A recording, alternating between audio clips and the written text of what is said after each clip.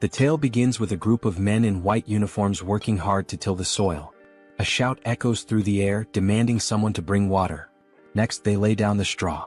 Several men stand in a line carrying buckets of water, while another man perched on the edge of a small cliff berates them as slaves, barking orders to speed up their efforts. Nearby, a goblin scribbles notes into a log carried by one of the men. Meanwhile, one man cannot escape the agony of the relentless lashes tearing into his shoulders, nor the mixture of blood and sweat saturating his body. He grumbles about the excruciatingly harsh existence of lifelong servitude. In a completely different context, the strongest man alive had claimed the title of champion at the young age of 27 and maintained his position as the world's top fighter for 2 consecutive years. During a decisive fight, the referee declared the match over when the towel was thrown in. The victor, with an unbroken record of 23 wins and 0 losses, had secured his place as the heavyweight champion of the largest MMA league in the world. He even wrapped up his career with an undefeated title defense before retiring. That man is Choi Hyun-suk, a celebrated athlete from the Republic of South Korea, and he is the central figure of this story. Not long after his retirement, fate dealt him an unexpected hand in the form of the infamous truck Kun. As you might guess, the truck collided with him, cutting his life short. Hyun-suk found himself bitterly lamenting the loss of all the money he had painstakingly saved for his retirement. After all, fighting was the only thing he had ever known in life. Adding to his woes, he was a single man with no romantic experiences to his name. Even half an hour after his death, Hyun-suk remained melodramatic, though his perspective slowly began to shift. He started to see the silver lining. No more grueling training sessions, no more championship matches to defend. He even took solace in his lack of family or close friends, realizing there was no one to grieve his passing. While drifting in this ethereal space, an arm appeared out of nowhere. It belonged to a stunning angel who apologized for her tardiness. She referred to Hyun-suk as an SSS-class hero and introduced herself as Rachel. Her role? She was a recruiter tasked with finding individuals whose earthly lives had ended. Hyun-suk, overwhelmed and confused, blushed at her appearance, particularly at her chest. He flushed even deeper when Rachel grabbed his hand. Hyun-suk requested an explanation, and Rachel presented him with 2 choices. The first option was to embrace death and await reincarnation, likely as an unlucky old bachelor. The second was to be resurrected immediately as a hero destined to save a world desperately in need of him. Rachel made the second choice especially alluring, surrounding Hyun-suk with visions of beautiful women. Feeling unprepared and overwhelmed, Hyun-suk responded that he needed time to think, as the situation was both sudden and lacking in detail. Rachel gently pressed him, asking if he truly intended to pass up such a once-in-a-lifetime opportunity. She painted a vivid picture of the rewards awaiting him: wealth, fame, gorgeous women, and even exclusive privileges. Yet, as Rachel continued her pitch, Hyun-suk had already started tuning her out. He pondered his options. Choosing to become a hero meant fighting once more, a path he had just retired from. The alternative, peacefully awaiting reincarnation, seemed far more appealing. Rachel, noticing his lack of enthusiasm, decided to amplify her efforts. She described how, in the other world, the village chief would run to him barefoot, offering food and hospitality from the very start. Hyun-suk would be warmly welcomed and would easily complete any quests given to him. Rachel went on to say that the chief might even offer his daughter, renowned as the most beautiful woman in the village, to Hyun-suk. However, Hyun-suk's stoic expression remained unchanged, much to Rachel's growing concern for her recruitment bonus. Switching tactics, Rachel feigned defeat, suggesting Hyun-suk simply accept his fate as a lonely bachelor. This caught his attention. To seal the deal, Rachel introduced a chilling thought: there was no guarantee that his next life would even be as a human. This realization struck a chord in Hyun-suk's mind. As Rachel began to leave, he grabbed her leg, announcing his decision to accept her offer.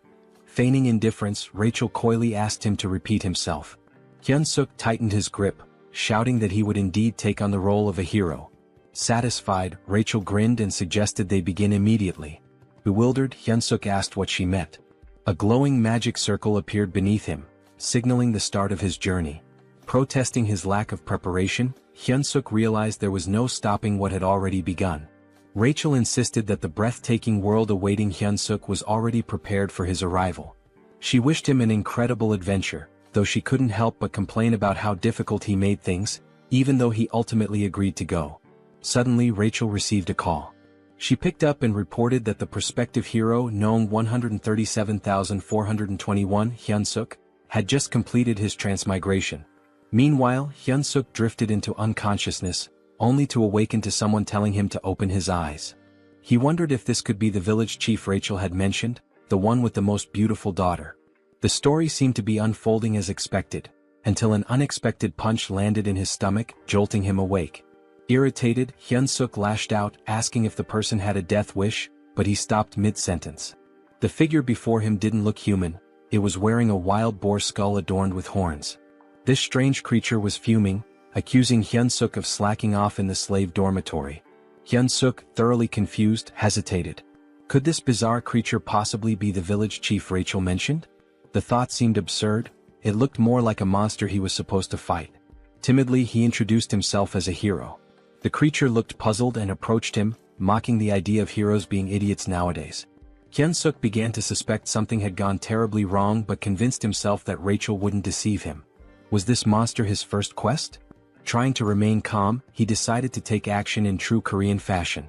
But before he could think further, the creature asked what he had just said. Without hesitation, Hyunsuk kicked the creature, yelling for it to die. He briefly celebrated his successful kick, until the creature grabbed his foot. The creature smirked, asking if Hyunsuk truly thought himself a hero. With a tired tone, it grumbled about how exhausting these self-proclaimed heroes were and wondered where they kept coming from. Hyunsuk found himself immobilized as the creature clenched its fist and taunted him, saying he'd feel better after a good nap. The creature tossed Hyunsuk into an underground prison.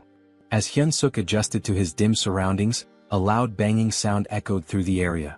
Someone outside the door screamed to open it, demanding another round with the cow-headed monster. The door creaked open to reveal an irate goblin wielding a sword. The goblin barked at the noisy prisoner, threatening to boil him into soup if he didn't shut up. Terrified, Hyunsuk promised to stay quiet. After the goblin left, Hyunsuk started complaining to himself about the so-called beautiful other world. He wondered where everything had gone wrong. His biggest concern? Dying a virgin in this life too. Suddenly, a voice called out to him from a small window in the cell. The person on the other side asked if he was a newcomer. Hyunsuk, intrigued, asked who they were. The man introduced himself as a senior hero, about to embark on his own journey. He explained that they were currently trapped in the Demon King's army fortress, where humans were enslaved. Peeking through the window, Hyunsuk was shocked to see a fellow Korean. He respectfully addressed the man as his sunbae and asked how they ended up in this dire situation. The man, amused by Hyunsuk's politeness, teased him before yelling loudly to the other prisoners, asking if the self-proclaimed heroes were still alive. Voices erupted from every direction, claiming to be heroes. The room was packed with unfortunate souls who had met similarly grim fates in this world. Hyunsuk, baffled, asked what was happening. The sunbae casually explained that there were at least 100 heroes who had fallen into the Demon King's fortress. He pointed out that the red cow-headed creature Hyunsuk had encountered earlier was Reed Run, the head of the fortress. The goblin who had just threatened Hyunsuk was Jark, a notoriously cruel prison guard. The man then revealed the truth behind their predicament. It was all because of Rachel, the so-called angel. Hyunsuk's face twisted in confusion as the man cursed Rachel, referring to her as a wicked demon. The sunbae muttered bitterly, lamenting how things could have been different if not for her mistake. Hyunsuk, growing hysterical, demanded clarification. Were they not supposed to start their journey in this nightmarish place? The man confirmed his suspicions.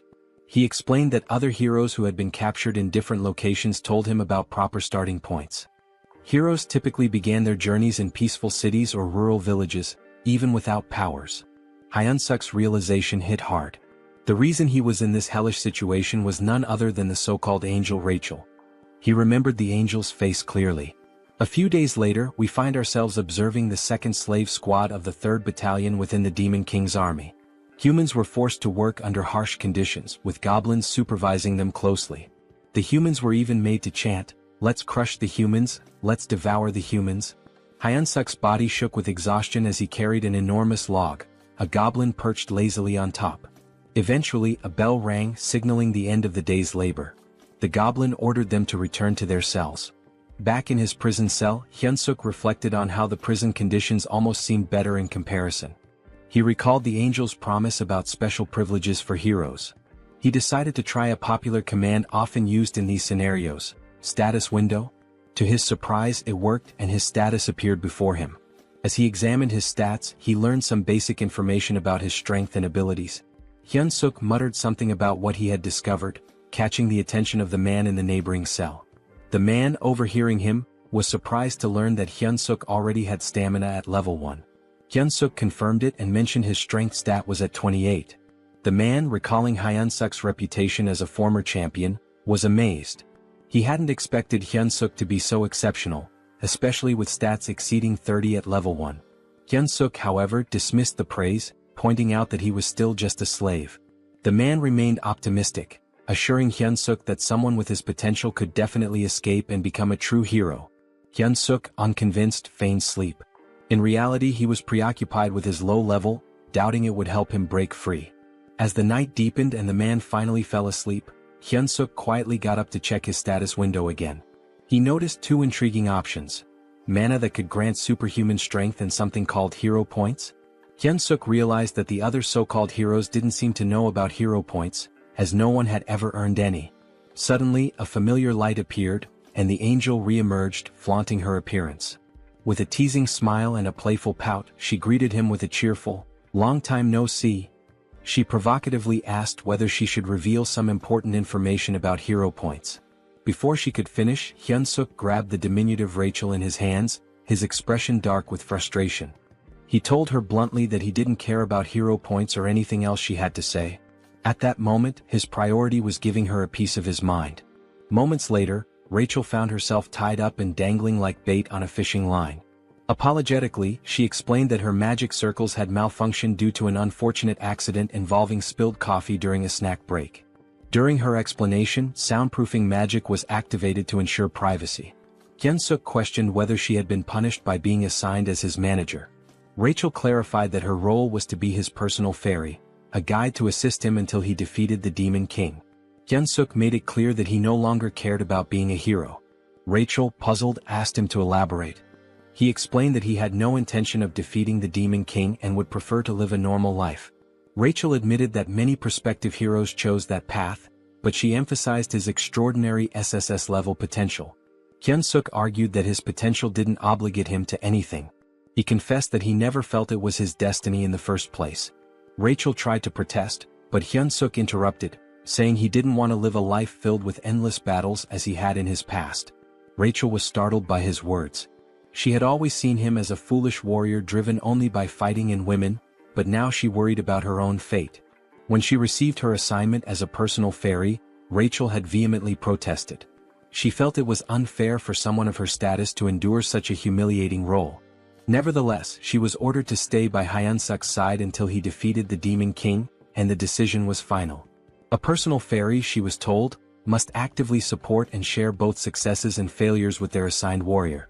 Despite her protest, she was teleported directly to the demon fortress. Back in the present, Hyun-suk deduced that a personal fairy was obliged to obey their warrior's commands.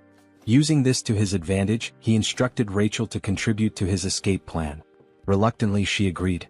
A sudden noise from the door made Hyun-suk act quickly, grabbing Rachel to conceal her presence. Goblins were waking the prisoners for the next day's labor. Rachel grumbled that she could use her stealth abilities without his interference. Even after roll call was complete, Hyun-suk noticed that Jark, the cruel goblin guard, was still lingering by his door. The Jark informed Hyun-suk that Raedran had summoned him to his office. Once there, Raedran brought up an unexpected topic. Apparently, Hyun-suk had been working diligently these days. Hyun-suk was utterly shocked while the Jark casually lounged on his shoulders. He couldn't believe that the foul-smelling goblin had actually complimented him. Raedran admitted that initially he had thought Hyun-suk was just another lunatic human, but seeing his recent efforts had changed his perspective. That was why Raedran proposed a new role for him, head slave. Hyun-suk was baffled and had no idea what Raedran was implying. Raedran elaborated, explaining that the workload had significantly slowed down recently, and someone needed to step up to manage the humans. Rachel anxiously hoped Hyun-suk would refuse the offer outright. She whispered furiously, pestering him to decline, even yelling that a hero should never submit to officers in the Demon King's army. Both Raedran and the Jark heard the commotion and asked what the noise was. Hyun-suk quickly shouted that he'd handle everything and ensure the humans worked harder. To distract them, he exaggeratedly bowed, slamming his head on the desk with a loud thud. Raedran was delighted. He confessed that, contrary to his first impression, he was beginning to like Hyun-suk. He even promised to write him a special recommendation letter to join the Demon King's army, if he continued to perform well. Hyun-suk was dismissed but felt despair deep down, watching his escape plans crumble. A few days later, the humans were chanting while working. Hyun-suk strutted around, smugly scolding one worker for being too slow. He mocked, "Even my grandma could run faster than that." With such an attitude, he looked perfectly suited for the Demon King's army. The system window popped up, revealing that his hidden skill, charisma, had increased. Due to his leadership experience, Hyun-suk exclaimed that being the head slave was the best. The other men exchanged worried glances, convinced he had lost his sanity. They whispered about him behind his back. Rachel, however, reprimanded him, warning that this behavior could land them in serious trouble. Hyun-suk dismissed her concerns, telling her to trust his plan. He added arrogantly, "A sparrow like you can't understand the strategies of a phoenix like me?" When a man collapsed to his knees, Hyun-suk scolded him harshly. The system window notified him that Reed-run's favorability towards him had increased. Hyun-suk saluted dramatically and thanked Reed-run, declaring his loyalty. Rachel exploded in frustration, reminding Hyun-suk of his desire for adventure and escape.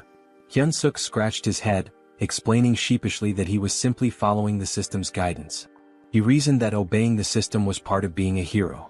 Rachel argued furiously, insisting that boosting the Demon King's army officials' favorability was absurd and completely unlike any hero quest she had ever seen. Hyun-suk stood firm, claiming it was the truth, even offering to read the quest description aloud. He read, "You who have found yourself trapped in the Demon King's fortress due to an idiot's mistake?"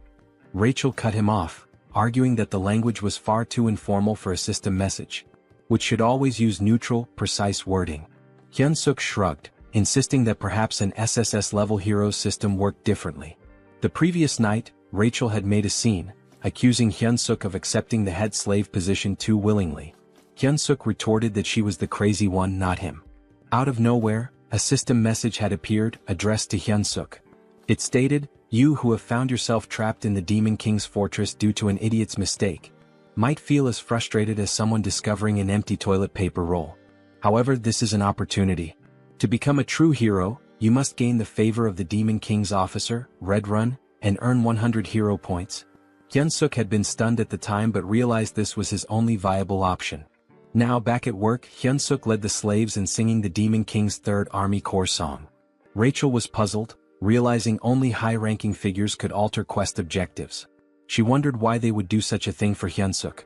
Suddenly, Jark approached Hyun-suk again, instructing him to follow him to Red-run's office.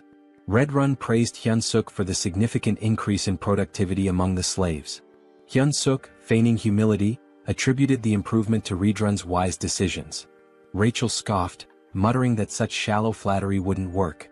But to her shock, Red-run seemed genuinely pleased, visibly flinching with satisfaction. The system window reappeared, announcing that Hyun-suk had achieved his favorability goal and successfully completed the hero quest. He earned 100 hero points, unlocking the beginner hero store with his first points.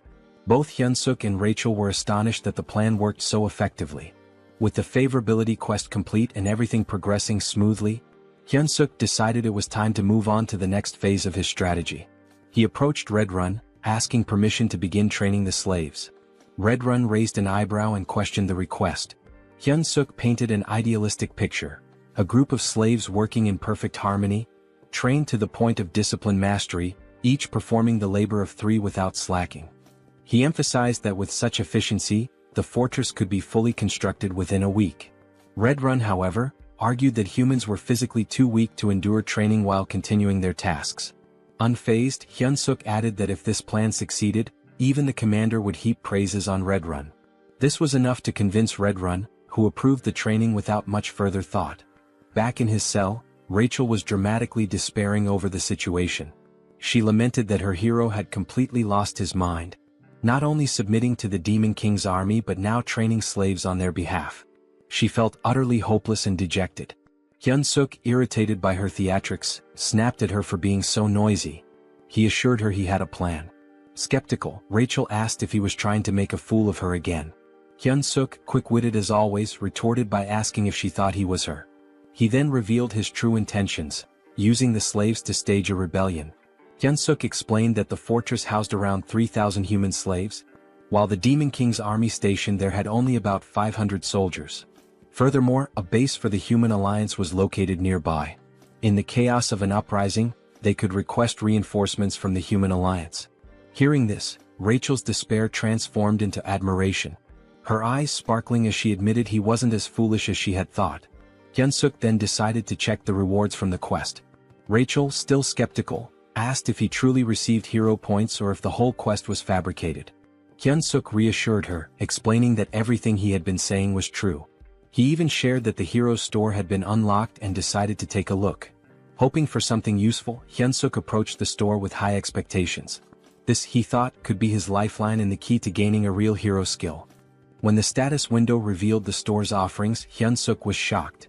The skills included Hold Your Breath, F rank, which improved breath control, and Shitholding, a skill to endure bowel pressure longer.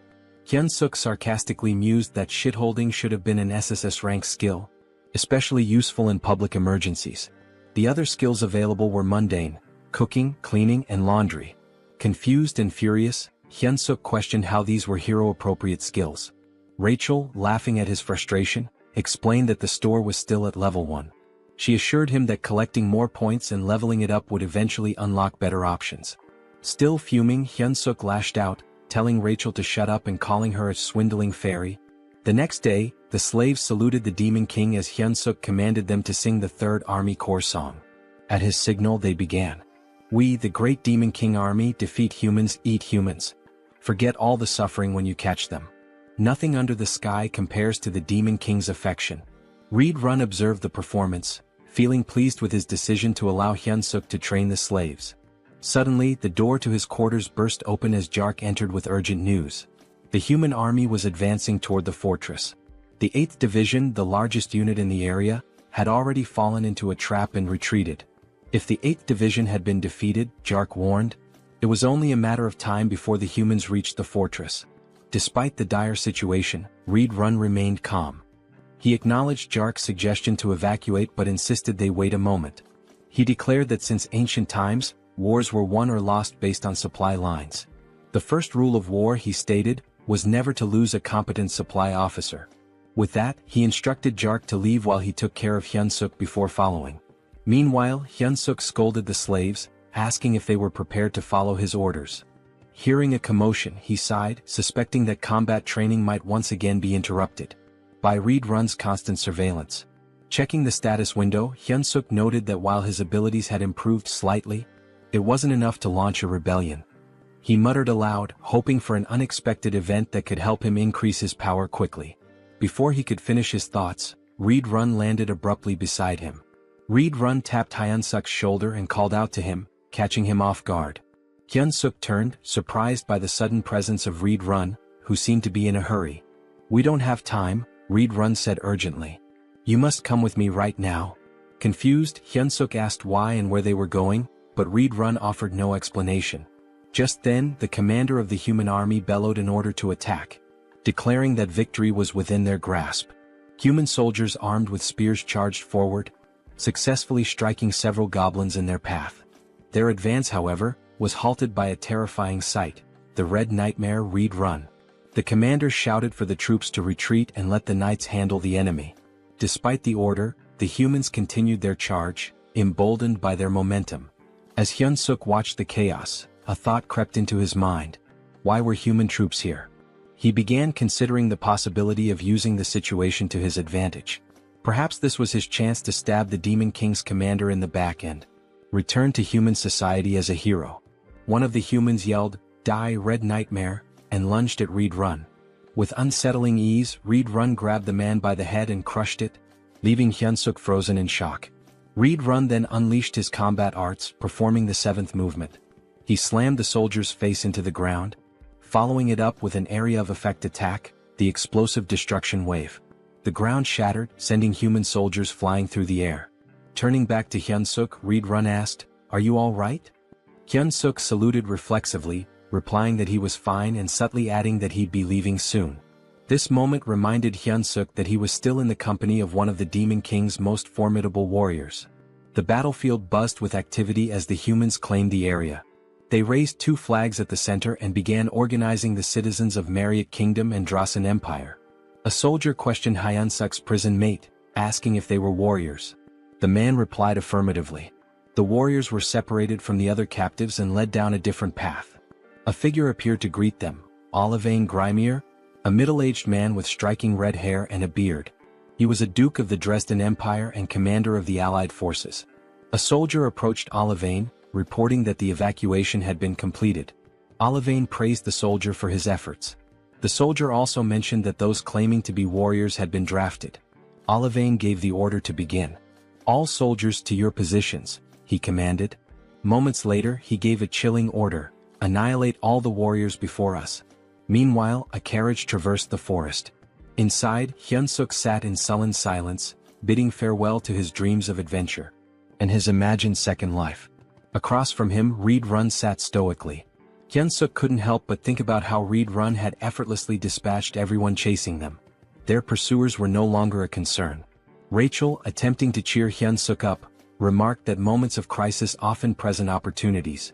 She suggested they head to the headquarters and properly assess the Demon King Army situation. Hyunsuk, unimpressed, told her to shut up. Breaking the silence, Reed Run admitted, "I must have fallen asleep for a moment." He looked at Hyunsuk and asked, "Did you say something?" Hyunsuk quickly covered, claiming he was just mumbling about how honored he was to accompany someone like Reed Run. Reed Run, seemingly touched, expressed his appreciation. He informed Hyunsuk that they were nearing the 3rd Corps headquarters and encouraged him to look forward to it. "Once we arrive," Reed Run added, "I'll officially enlist you in the Demon King's army." Hyunsuk turned pale but managed to force out, "It's an honor." Rachel too panicked silently. At the headquarters, a guard announced Reed Run's return, prompting the gates to open. Reed Run gestured for Hyunsuk to follow, stating that he would take him directly to the commander. "It's an absolute honor to meet the commander so soon," Reed Run remarked, though his body language hinted otherwise. He warned Hyunsuk to be on his best behavior in the commander's presence if he wanted to live. Recalling an old saying about surviving even in a tiger's den by keeping one's wits, Hyunsuk steeled himself and vowed not to give up. At the commander's door, Reed Run announced himself and was granted entry. As the door opened, Hyunsuk heard a woman's voice, making him wonder if the commander was human. The figure before them was striking, a woman with long ears, claw-like nails, and her eyes obscured. Her jaw and neck bore a different hue, adding to her otherworldly appearance. She lounged in her chair, wearing stilettos, exuding an aura of command. "Welcome back, Reed Run," she said with a smile. She observed that he had gained even more muscle since their last meeting. This woman was Hemis, the commander of the Demon King Army's 3rd Corps. Reed Run responded with a compliment, remarking on how her beauty had become even more radiant. Hyunsuk felt his cheeks flush. He couldn't believe that such a stunning woman was a commander. Hemis smiled graciously and thanked Reed Run for his kind words. Meanwhile, Hyunsuk was panicking internally, unsure of how to respond. Should he also compliment her beauty? He wrestled with the thought as Reed Run shifted the conversation. Reed Run admitted his shame for failing to defend the fortress. Hemis dismissed his guilt, explaining that the blame lay with the 8th Division commander, not him. She added with a sharp tone, "I should have already made a bag out of his hide." Hyunsuk felt his breath hitch. Hemis continued, noting that the 8th Division commander had returned alive, but as a disgrace. The pressure Hyunsuk felt in her presence was overwhelming, far surpassing anything he had experienced before. He clenched his fists, doing his best to conceal his trembling. Changing the subject, Hemis turned her attention to the human Reed Run had brought. Reed Run introduced him as Hyunsuk, the individual he had reported about earlier. He announced that he had brought Hyunsuk to officially enlist him in the Demon King Army. Hemis stepped closer, inspecting him. "He's cute," she commented casually. She expressed her anticipation for his performance, especially since he had been chosen by Reed Run. Hyunsuk, though flustered, managed to stammer out that he would do his best. Hemis, however, remarked skeptically, "With that body you won't last long in the Demon Army." She turned to Reed Run, asking if he agreed. Reed Run nodded, adding, "He'll be eaten alive by the others." Reed Run then noted how rare it was for a human to join the Demon Army and requested permission to train Hyunsuk personally. Hemis's response was swift and firm. "Absolutely not," she said. She explained that Reed Run's time shouldn't be wasted on a human. Then something startling happened. Hemis began to transform.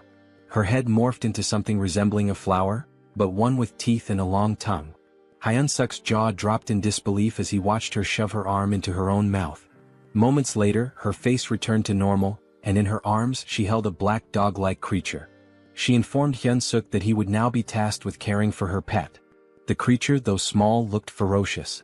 "This is Bobo," Hemis introduced him warmly. "Isn't he adorable?" Hyunsuk, on the inside, wondered what kind of pets this could possibly be. He couldn't help but think that it looked like it had come straight from the depths of hell. Also, in his own language, the name Bobo meant stupid, which added an ironic twist to the situation. Reed Run observed the creature and remarked, "I can sense immense power in it even as a baby." Hemis beamed at the acknowledgement, clearly pleased. Hyunsuk, however, remained skeptical. Noticing his hesitation, Hemis asked pointedly about his reaction, intimidating him further. "Don't you like it?" she pressed. Hyunsuk quickly backtracked, insisting, "It's an honor to care for Bobo." Satisfied with his answer, Hemis handed Bobo over to him. She advised him, "Bobo is growing, so don't forget to feed him. He gets unpleasant when hungry." She also warned that assigning new caretakers for Bobo had become a challenge, since he had been eating them all. Rachel's voice rang out loudly, surprising everyone. She had noticed a new hero quest in the system window and couldn't contain her shock. Hyunsuk shushed her immediately, fearing she might wake Bobo. The quest details appeared before him. Survive by earning Bobo's affection and secure a better future. The reward was 200 hero points. Hyunsuk was stunned. Was he really tasked with winning over a commander's pet? Just then the door opened and a goblin entered, knocking on the frame. Hyunsuk greeted it politely, but internally he couldn't help but feel uneasy. Having a goblin as his companion made him feel like he was being treated as a snack. Curious, he asked about previous caretakers. The goblin informed him bluntly that there were none left. They were all dead. The goblin explained that from now on, it would be their job to prepare meals for Bobo. "Is that all?" Hyunsuk asked. "Yes," the goblin replied, but just as it was about to bark another order, a shadow loomed over it. It was Bobo, licking the goblin's head ominously. Terrified, the goblin clung to Hyunsuk's leg, pleading desperately. The goblin even offered Hyunsuk his food to save itself. Hyunsuk's patience snapped. "What are you doing?" he shouted. The goblin ignored him, knowing one of them wouldn't survive. Furious, Hyunsuk grabbed the goblin and hurled it toward Bobo. "You're the one who's dying," he declared as Bobo prepared to make his move. Hyunsuk handed the snack to Bobo, who seemed delighted. Without hesitation, Bobo devoured it. Hyunsuk and Rachel watched as Bobo happily enjoyed his treat. Later, Rachel found herself in a panic, running for her life. Bobo was chasing her. Desperate for help, she shouted at Hyunsuk, but he casually replied, "You better not run too long. He'll get hungry again."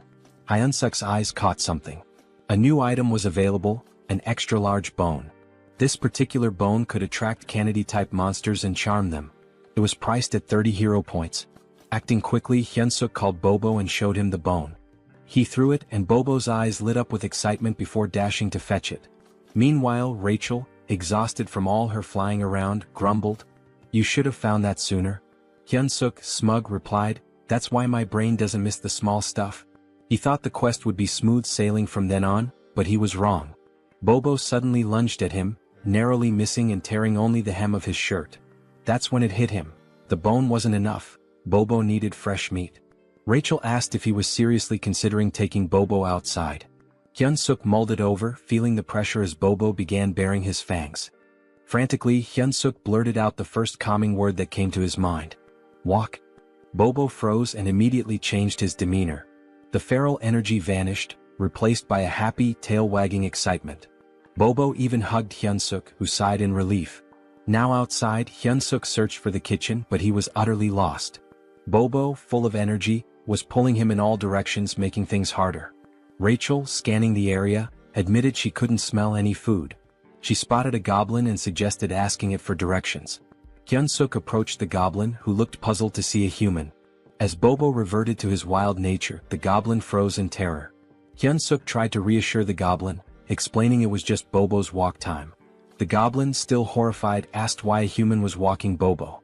Bobo licked the goblin's face and Hyunsuk firmly told him, "You can't eat him." Hyun-suk asked where the kitchen was and the goblin, trembling, pointed to the left before sprinting away. Rachel and Hyun-suk stared after him, stunned, before bursting into laughter. The goblin's terror was so over the top, it made them question if he really belonged in the demon army. Once the laughter died down, Hyun-suk refocused. He was ready to search for meat in the kitchen. Rachel, however, questioned his long-term plans, asking if he intended to care for a dog forever. Hyun-suk scoffed, replying that, of course not, he still had dreams to chase. But when he turned back, Bobo was gone. Panic hit him instantly. He turned pale and shouted, "Where the hell is that dog?" Hyun-suk felt despair creeping in. Bobo was a walking disaster, and even looking away for a moment was a mistake. Rachel scanned the surroundings and pointed toward a direction. There they spotted Bobo trotting back toward them. Hyun-suk exhaled in relief, scolding, "You scared me half to death." Bobo returned happily, but blood dripped from his mouth, and his stomach was visibly full. Suddenly they heard shouting, "Commander Regis is dead." A vow for revenge echoed through the air. Hyun-suk froze in horror. Rachel pointed accusingly at Bobo, whispering, "He's the culprit." Goblin soldiers emerged and Hyun-suk and Rachel began running for their lives. Rachel, gasping, asked if they were about to die. Hyun-suk snapped, "Shut up and run." They reached a dead end, cornered by goblins shouting accusations. One goblin vowed to tear off Hyun-suk's arms like chicken wings. Another lamented that the commander was already digested, wondering how he would have tasted. Yet another suggested ripping both Hyun-suk and Bobo apart, dividing the spoils. Hyun-suk forced himself to stay calm and shouted back, "How dare you?" Outnumbered, he needed a plan. Thinking quickly, he lifted Bobo and asked the goblins if they knew who the brave one was. Confused, the goblins stared at Bobo, who they had assumed was just a wild beast. When Hyun-suk heard their words, his fury rose and he reprimanded the goblins.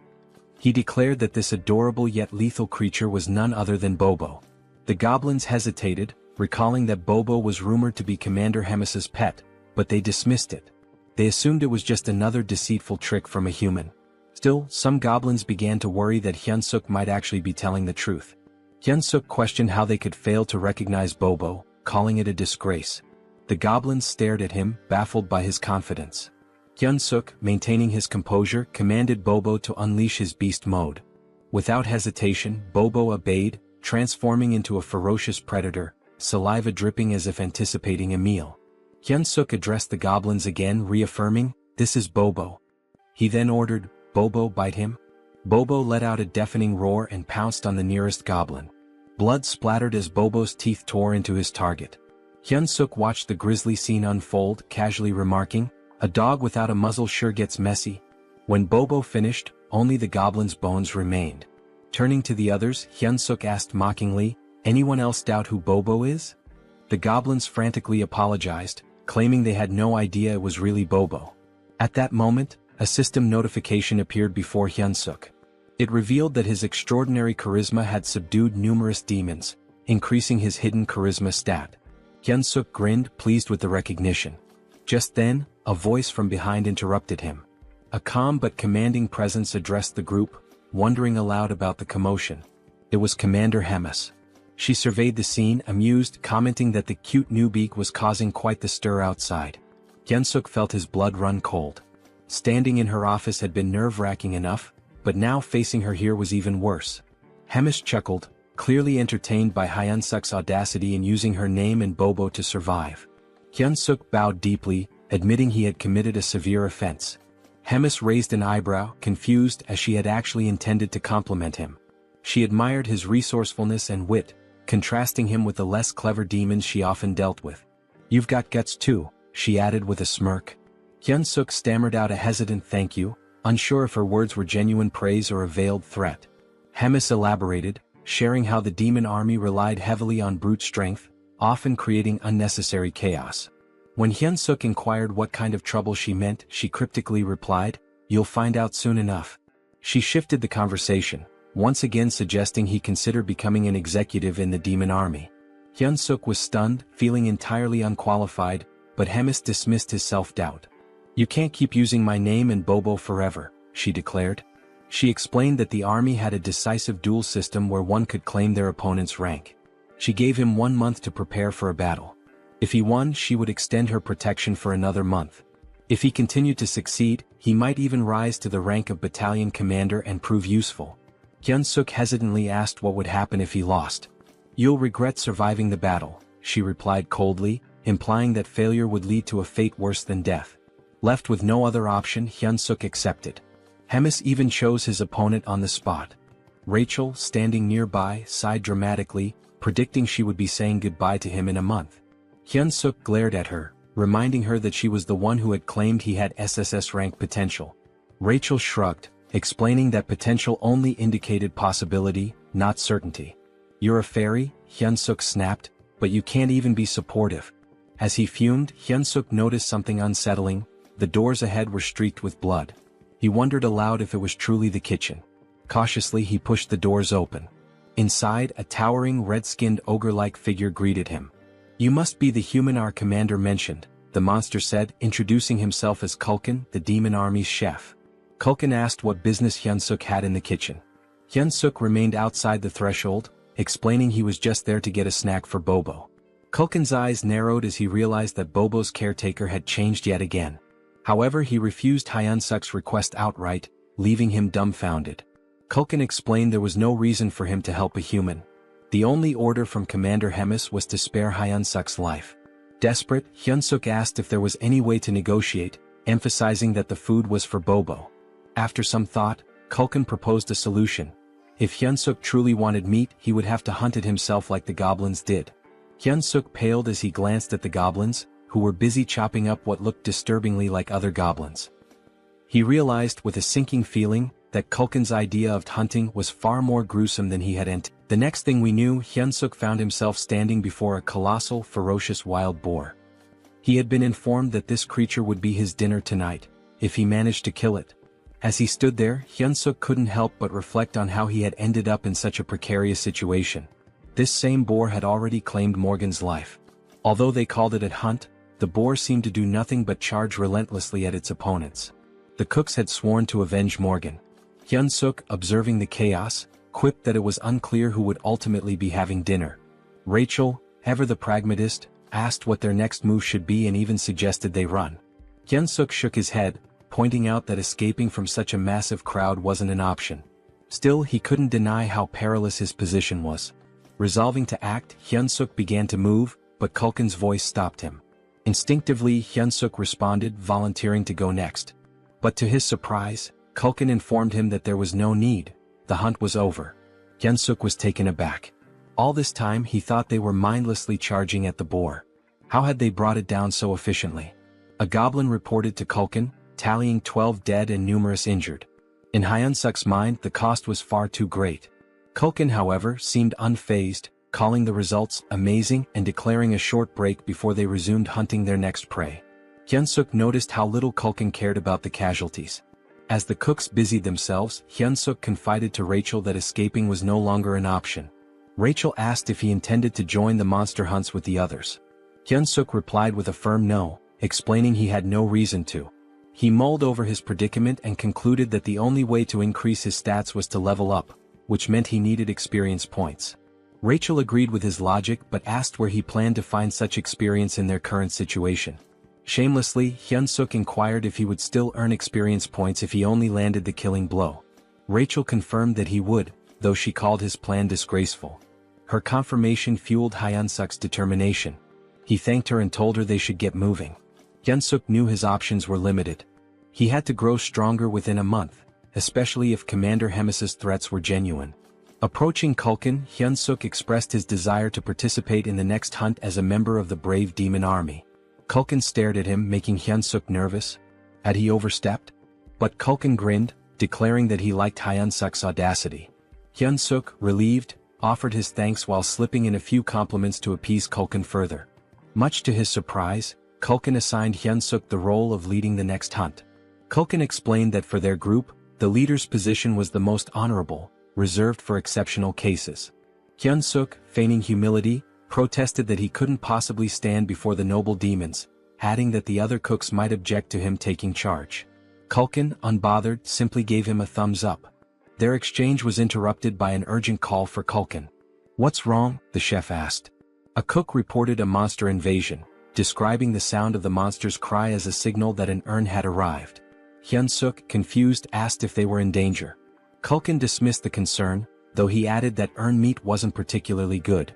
Drawing a knife from his back, Culkin rallied everyone to arm themselves, announcing that they would hunt the urn and add its meat to the dinner menu. Hyun-suk saw this as an opportunity. All he had to do was stay close and land the final blow. Rachel handed him something. A system notification appeared, showing a slight boost to his health and strength for 3 minutes. Rachel confidently brushed off his gratitude, but instead of thanking her, Hyun-suk bonked her on the head, grumbling about why she hadn't used it on him earlier. Motivated, Hyun-suk sprinted to position himself for the last hit. As he ran, he forced himself to focus on his goals. He pictured a noble blonde lady, no less than 5 children with bunny-like features and a peaceful retirement. He wasn't planning to die again as a defeated, loveless loser. With renewed determination, Hyun-suk leapt into the fray, punching the urn with all his might. The monster fell, and with its death came a flood of system notifications. Hyun-suk was stunned to see his level increase by 4 from a single killing blow. At this rate, he realized he could hit level 20 within a single day. Elated, Hyun-suk felt empowered. Finally, he could grow stronger.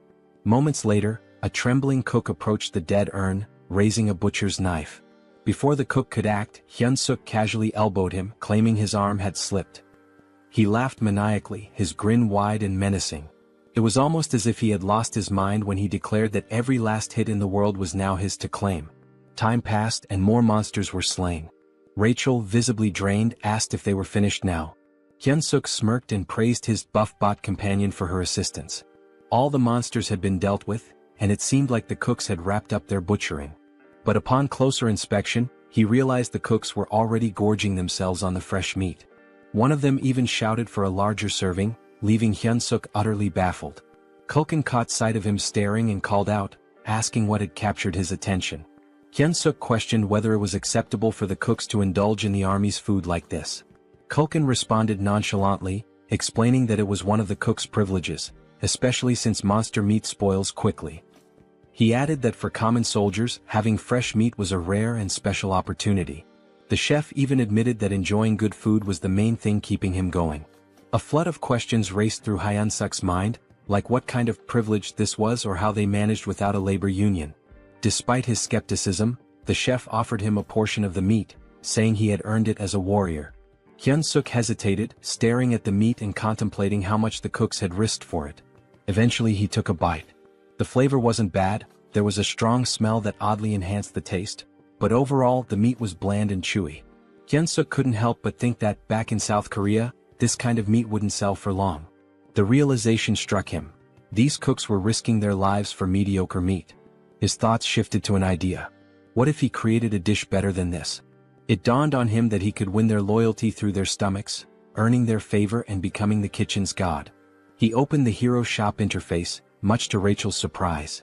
After spending points on a skill and an item, he revealed his purchases: a cooking skill ranked F costing 50 points, and a seasoning loaded with MSG for 20 points. Rachel looked at him in disbelief, scolding him for wasting points on salt. Hyun-suk dismissed her criticism, explaining that she was underestimating its potential. He demonstrated, sprinkling the seasoning over the meat. The transformation was immediate. The aroma became rich and the meat turned juicy and inviting. Hyun-suk felt triumphant, imagining himself as the god of this new culinary world. He presented the enhanced meat to Culkin, who initially declined, saying he was already full. But Hyun-suk insisted, claiming he had poured his soul into the dish and could die happy if Culkin tasted it. Reluctantly, Culkin took a bite. The flavor transported him to his childhood. He remembered his mother asking if he wanted meat for dinner, a memory so vivid it brought tears to his eyes. Afterward, Hyun-suk left with a bag of meat, a gift from the chef, who reminded him that it would stay fresh for only 2 days. When Hyun-suk returned, Bobo charged at him, startling him. Quickly, he handed over the meat, calming Bobo instantly. Hyun-suk encouraged Bobo to eat to his heart's content, pulling out every piece of meat from the bag. Bobo devoured it happily, and Hyun-suk even promised to bring more tomorrow, earning a boost in Bobo's affinity. This also completed their hero quest, awarding them 200 hero points, exactly as Hyun-suk had planned. Rachel noticed his success and pointed out an item on his screen that could enhance his stats. When she asked why he hadn't used it, Hyun-suk explained that he avoided it because he didn't know how it worked, blaming at certain idiots who had skipped the tutorial. Rachel, unfazed, reassured him that it wasn't too late. She began explaining how bonus points worked. Strength increases power. Stamina boosts endurance and resilience. Agility improves reflexes and speed. Mana corresponds to magic. When Hyunsuk asked about charisma, Rachel explained it was a hidden stat that couldn't be leveled up with bonus points, only through proper training. She advised him to balance the stats equally, but Hyunsuk disagreed, believing it would be more effective to focus solely on strength. Rachel was taken aback by his train of thought. She explained that while focusing on strength might work at the beginning, mana becomes crucial as things progress.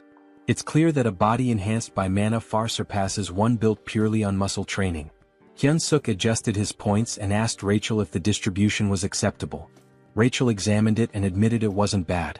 She then instructed him to visit the shop and purchase a fundamental skill for mana control. Curious, Hyunsuk asked what mana control entailed. Rachel explained that it was essentially a skill to help him manage and manipulate his mana efficiently. She estimated the cost at around 100 hero points. Hyunsuk began searching for it in the shop, only to find nothing. Rachel was shocked as it was supposed to be a common item. Disappointed, Hyunsuk muttered how he'd thought she'd finally be of use. Frustrated, he even accused her of being completely useless. Rachel defended herself, insisting it should have been there. 3 weeks later, Hyunsuk reached level 100, but the process had taken longer than he expected. Rachel remarked that the experience points required increased significantly as he leveled up. Hyunsuk pondered whether any other heroes were working as tirelessly as he was. Rachel informed him that he had already become a sinecure. Hyunsuk found that hard to believe. He berated Rachel, reminding her of the countless times he had nearly died that day. Rachel explained that most people take about 6 months to reach level 100. She added with some sadness that she wanted to get along with him, but Hyunsuk retorted that she had brought it upon herself. At that moment, the door opened and a goblin entered, informing Hyunsuk that the commander wanted to see him. When Hyunsuk arrived at Hemis's office, she greeted him warmly. She remarked that he looked healthier than before and had clearly grown stronger. She noticed that his mana had doubled. Hyunsuk explained that he had been working hard to provide the best quality meat for Bobo every day. Hemis, however, commented on how rapidly his strength was increasing. She asked if it had something to do with the hero leveling system. Hyunsuk froze, realizing that Hemis knew he was a hero. He wondered how long she had known. Hemis assured him that she had figured it out the first time they met. He asked her how she knew. She explained that she had a connection to someone who was deeply interested in heroes. Hemis then asked why he thought she had summoned him. Hyunsuk tried to guess, mentioning his recent battles. She reminded him of their promise and asked if he remembered it. When Hyunsuk affirmed that he did, she scolded him for his behavior. Suddenly, Hemis transformed into a monstrous flower-eating creature. She expressed her frustration with how quickly he was leveling and warned him to work harder if he wanted to survive. For her, it was all about entertainment. Hyunsuk recalled how crowds are most thrilled not by flashy performances or easy victories but by dramatic, unexpected twists. He realized she had set him up against an opponent he could never hope to beat. Rachel, panicked, yelled, asking what his plan was. Hyunsuk told her to stay calm and let him think. He reasoned that his best course of action was to gather as much information as possible about the opponent before the battle. Hyunsuk intended to study their strength carefully. Rachel pointed out that they only had the opponent's name, questioning how he planned to identify them. Hyunsuk revealed his plan to buy an item from the hero shop called the Combat Power Meter. The device, costing 50 hero points, would measure an individual's strength, stamina, agility, and mana. Hyunsuk intended to use it to gauge his opponent's power level and then train against someone with a similar level. Rachel sighed, teasing him for only being clever in critical moments. Hyunsuk fired back, saying it was better than always being useless. They tested the combat power meter on Rachel first. Her combat power was 375. She admitted she couldn't tell if that was high or low, so she suggested measuring Hyunsuk's. Hyunsuk handed her the device, waiting for the results. However, Rachel appeared confused. Hyunsuk asked if she had seen anything. Rachel hesitated, then claimed the device must be broken, as she couldn't comprehend why his stats were higher than hers. Hyunsuk's strength was revealed to be 1,560. He smugly asked Rachel if she was sure she wasn't the weaker one between the two of them. Rachel, feeling dejected, admitted she had a strength level of 10,000 just a month ago. Hyunsuk asked if the combat power meter had worked properly despite her doubts. They checked Bobo's combat strength, and the damn dog had an insane 47,422 strength. Rachel felt utterly humiliated knowing that both she and Hyunsuk were weaker than a dog. Hyunsuk found the situation amusing, joking that maybe Bobo's breed had received a buff. Stepping outside, he decided to survey the strength levels of other orcs. He noticed that goblins, who looked the weakest, had considerably lower stats compared to the other orcs, most of whom had numbers comparable to his own. Suddenly, someone announced Captain Bulkman's arrival, prompting everyone to salute. As the captain passed by, Hyunsuk used the combat power meter and discovered Bulkman's strength was an impressive 14,300. Hyunsuk observed that individuals with combat strength over 10,000 typically held commander-level positions. He confirmed with Rachel whether his opponent was truly a platoon leader. Rachel affirmed this, adding that the opponent's name was Kirkin. Rumor had it that Kirkin was an orc with the intelligence of a pig. Hyunsuk reasoned that a platoon leader should only have around 3,000 strength, meaning he might have a shot if he leveled up some more. Determined, he searched for Kirkin. When he found him, the combat power meter showed Kirkin's strength at 6,671. Rachel bluntly stated that the situation essentially meant Hyunsuk was being sent to die. At that moment, Hyunsuk received a hero quest. The system window displayed a notification, stating that his odds of defeating Kirkin were almost zero. However, because persevering through impossible situations was his defining trait, he was being given a chance. He needed to raise his combat strength to 3,000 within a week. The reward? 300 hero points. Hyunsuk sarcastically commented on how perfectly timed the quest was, jokingly wondering if the system was spying on him. Despite the grim odds, he accepted the challenge, realizing it was a do-or-die situation. He resolved to outwit both his observer and Hemis to survive. The next morning in the kitchen, Hyunsuk made his presence known. Kulkin greeted him and took note of the goggles Hyunsuk was wearing, finding them intriguing. He asked where Hyunsuk had gotten them. Hyunsuk casually replied that he'd seen others wearing them and decided to get a pair himself. Kulkin speculated that it must be a trend among the younger generation before quickly changing the topic. He instructed Hyunsuk to get ready for the hunt. Curious, Hyunsuk used the combat power meter on Kulkin and discovered his strength was an overwhelming 35,230. This perplexed Hyunsuk as it far exceeded the typical strength of a captain.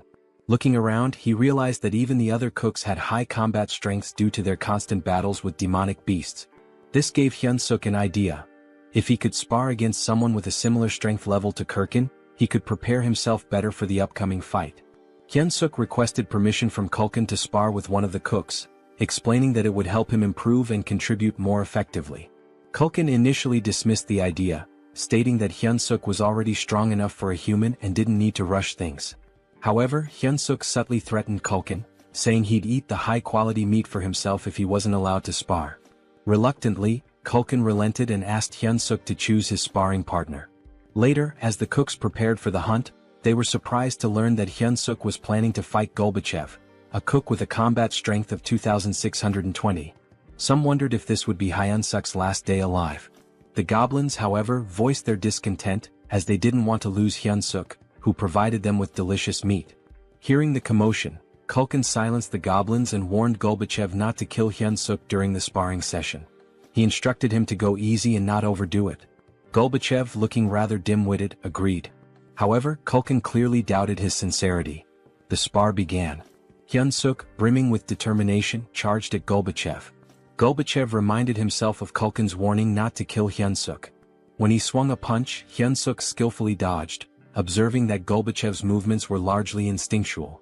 Capitalizing on this, Hyunsuk launched a counterattack. The fight felt oddly familiar to him, reminiscent of battles he had consistently won in the past. In the blink of an eye, the match concluded, with Hyunsuk declared the victor. The goblins were in disbelief. Golbachev had been taken down so quickly that some hadn't even registered what had happened. Hyunsuk, equally shocked, realized he had defeated Golbachev with a single kick. This unexpected victory sparked a newfound confidence in him, making him believe he might have a shot against Kirkin after all. At the northern edge of the Black Fortress, near the Great Forest, Hyunsuk replayed the spar in his mind. The fact that he had knocked out an orc with double his strength using just one kick reinforced his belief that combat strength was merely a number and not an absolute measure. He concluded that with a bit more improvement he could secure an easy win in his upcoming fight. Just then, a goblin approached Kulkin to report a large number of Talas appearing up ahead. Kulkin, visibly annoyed, asked if they were within Tala's territory.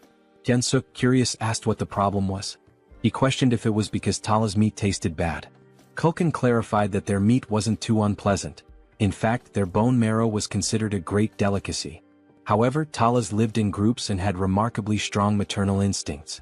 If anyone harmed their young, it would lead to serious trouble. Hyunsuk assumed the hunt would stop there, but Kulkin, craving their flavorful meat, decided to proceed.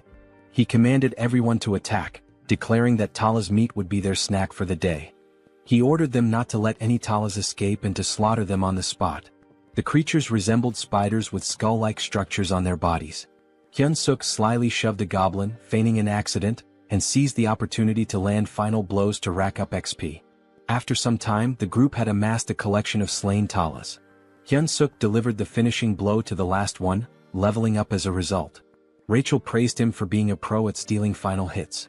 Accepting the compliment, Hyunsuk explained that this was precisely why he enjoyed working in the kitchen. Suddenly, an overwhelming pressure enveloped the area, catching Hyunsuk off guard. As he turned, someone screamed. The Talas queen had arrived. Her fury was palpable as she saw the pile of dead Talas. With a growl, she expressed her rage. Curious about her strength, Hyunsuk used his goggles to assess her stats, only to find her power was immeasurable. The horrifying reality was clear. They had just mercilessly killed her children. Hyunsuk spun around to ask the chef what to do, only to find him fleeing. The chef shouted for everyone to survive and meet again later. Hyunsuk thought bitterly about the chef's irresponsibility when a loud noise drew his attention. Someone barked orders for everyone to scatter. Weak goblins were being torn apart as the enraged Tala's queen screamed, her cry so deafening that Hyunsuk had to cover his ears to endure it. Rachel alerted him to look behind, and when he turned, he saw hundreds of Talas charging toward him, led by the queen herself.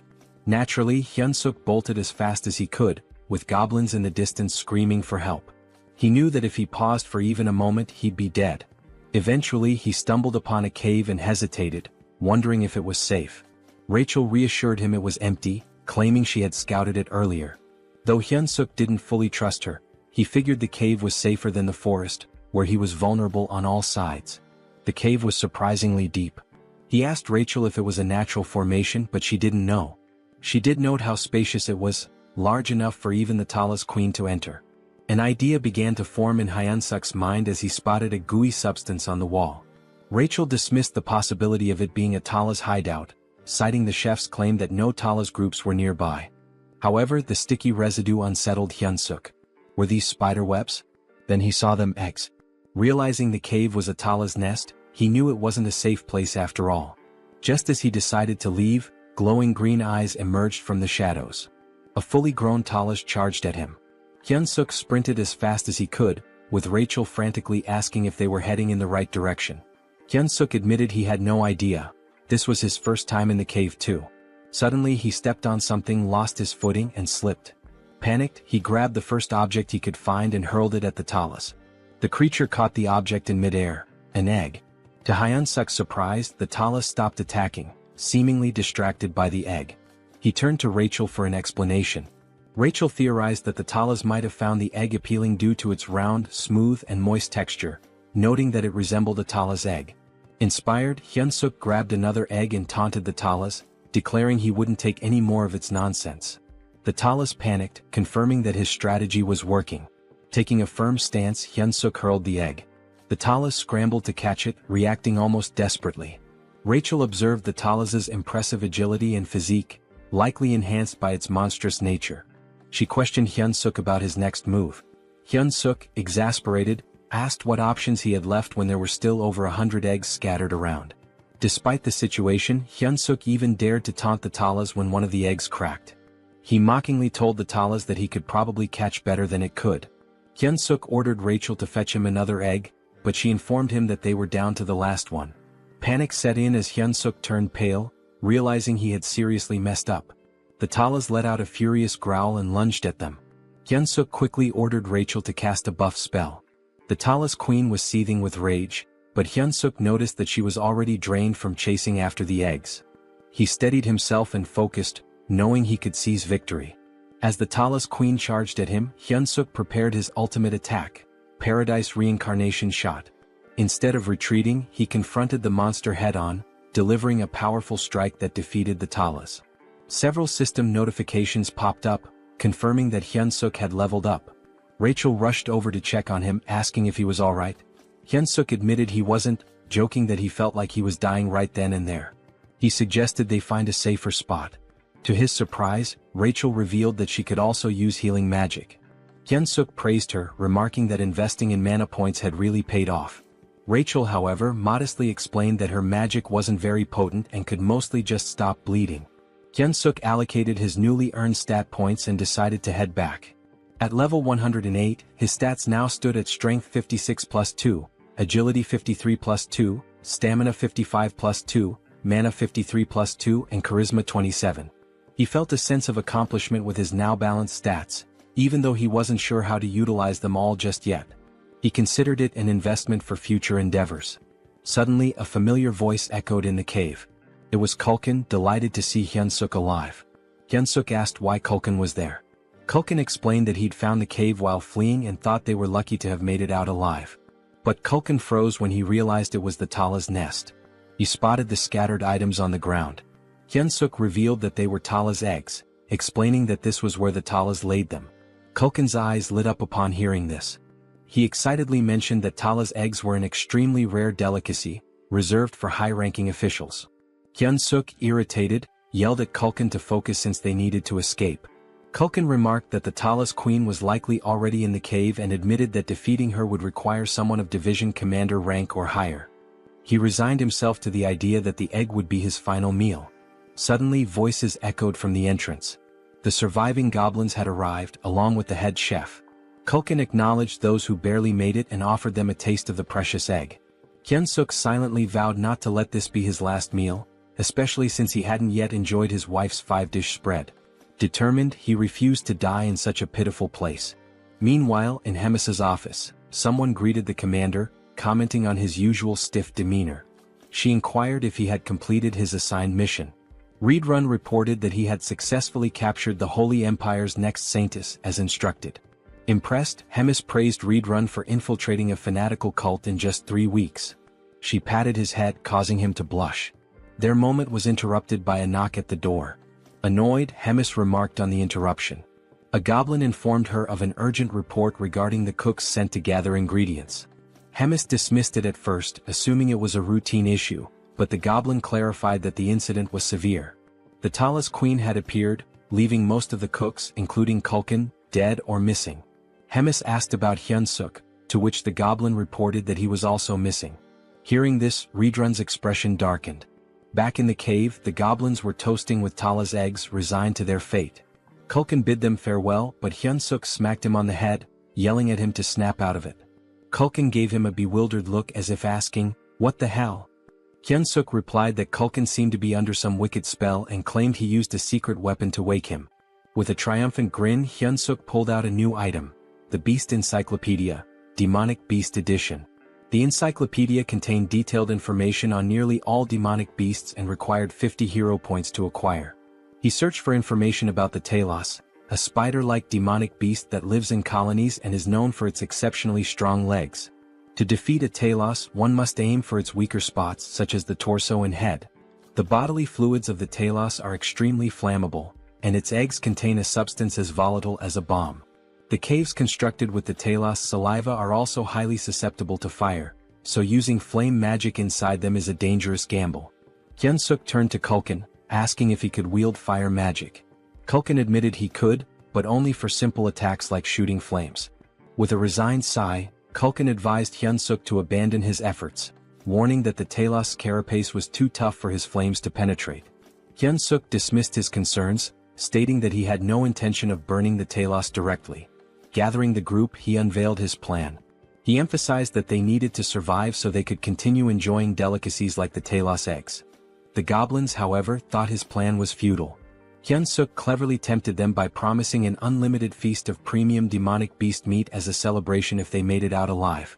Their eyes sparkled with renewed determination, and Kulkin, drooling at the thought, eagerly asked about the plan. Pleased with their motivation, Hyun-suk explained the details, stressing that no matter what, they must not stop running until they reached the exit. With the plan set, they moved out. Soon they encountered a swarm of Talos. Hyunsuk signaled Kulkin to prepare his flames. At the right moment, Kulkin unleashed fire, causing part of the cave to erupt in an explosion. Rachel observed the chaos and asked Hyunsuk what he had done. He explained that by allowing the fire to spread, the remaining eggs deeper in the cave would act as a distraction. This would keep the Talos occupied long enough for them to escape. Hyunsuk instructed the goblins to stay focused on surviving and to throw an egg as a diversion if needed. With only one egg left in his possession, they had to locate the exit before using it. As they pressed on, Rachel spotted light ahead. Hyunsuk guided the group toward it, urging them to keep running. Relief washed over them as they reached the light, but it was short-lived. Standing in their path was the Talos Queen. Hyunsuk's expression darkened as the massive creature blocked their way. Kulkin, equally dismayed, whispered that the queen had returned, believing their doom was imminent. But Hyunsuk refused to give up. He noticed the queen wasn't attacking them outright. Sensing an opportunity, he addressed her directly. He instructed Kulkin to ignite something, then held up the last egg, threatening to detonate it. If this explodes, Hyunsuk warned, we all die, your offspring included. The queen hesitated, her gaze fixed on the egg. Hyunsuk intensified his demand, urging her to step aside. The queen screeched loudly, causing tension to rise. Rachel anxiously asked what they should do next. Hyunsuk, out of ideas, lit the egg and hurled it toward the cave wall. The egg detonated, igniting a fire that spread rapidly. The ground trembled as the cave began to collapse. The goblins, terrified, scrambled to escape. Hyunsuk shouted for everyone to prioritize getting out alive. But as he fled, he suddenly froze, distracted by a system notification. He had leveled up. Rachel, exasperated, yelled at him to move before he was buried in the rubble. Glancing back, Hyunsuk saw the Talos Queen being crushed beneath the falling debris. More notifications flooded his vision. He had leveled up repeatedly. The realization hit him. All the Talos killed in the collapse had counted as his experience points. This was, without a doubt, speed EXP farming at its finest. Hyunsuk stood there, dumbfounded, before deciding to focus on escaping.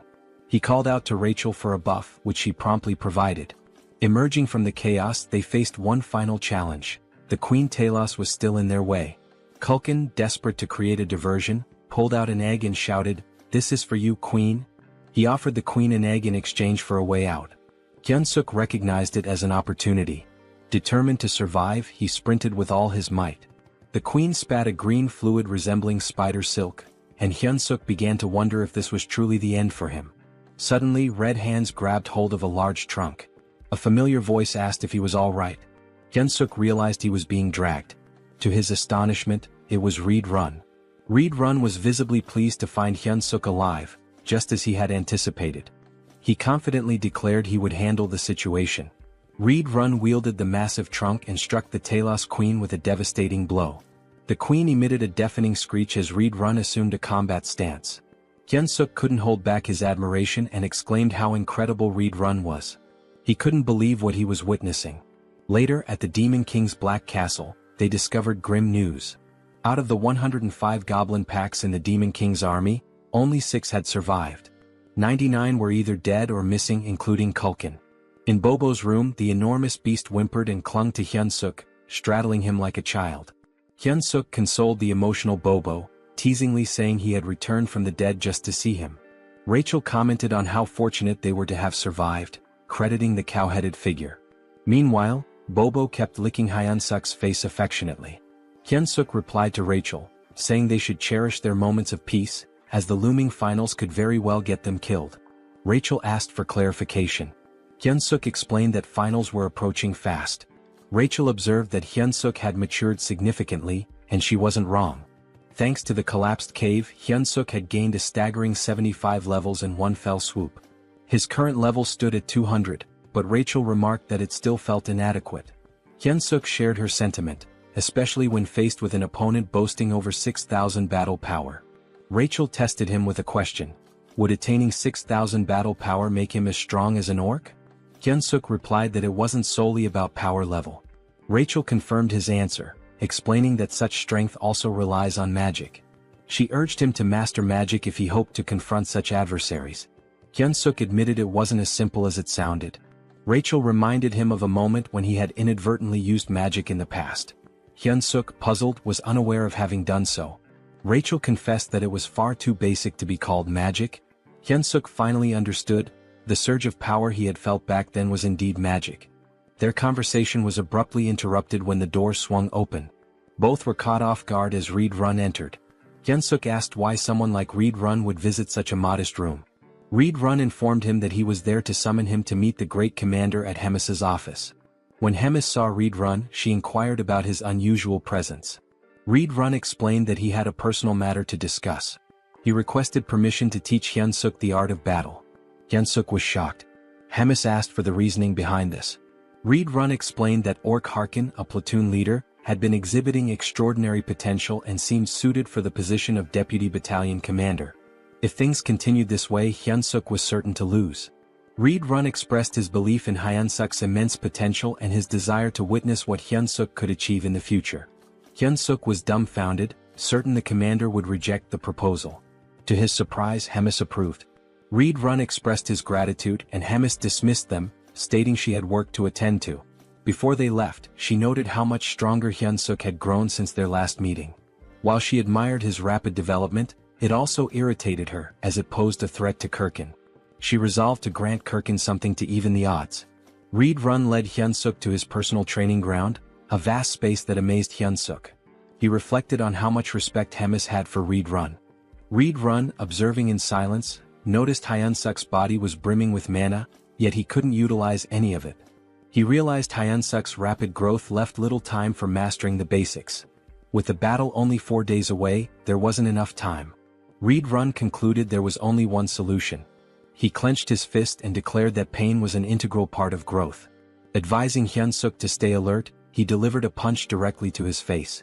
While crashing onto the ground, Hyun-suk couldn't help but question if this guy was completely out of his mind. Here he was supposedly training him, yet he was beating him to a pulp. Hyun-suk shouted at Reed-run to focus. Otherwise he'd die if he didn't learn to block with mana. Determined, Hyun-suk tried to shield himself from Reed-run's incoming kick by raising his forearm. He quickly leapt backward to create some distance.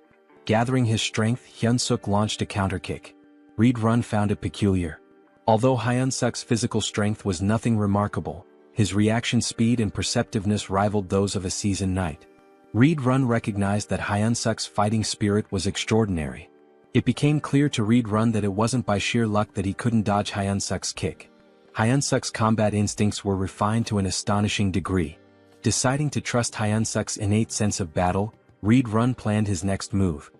He reminded Hyun-suk of the wager with the commander, emphasizing that without mastering mana, he had no chance of defeating Kirkin.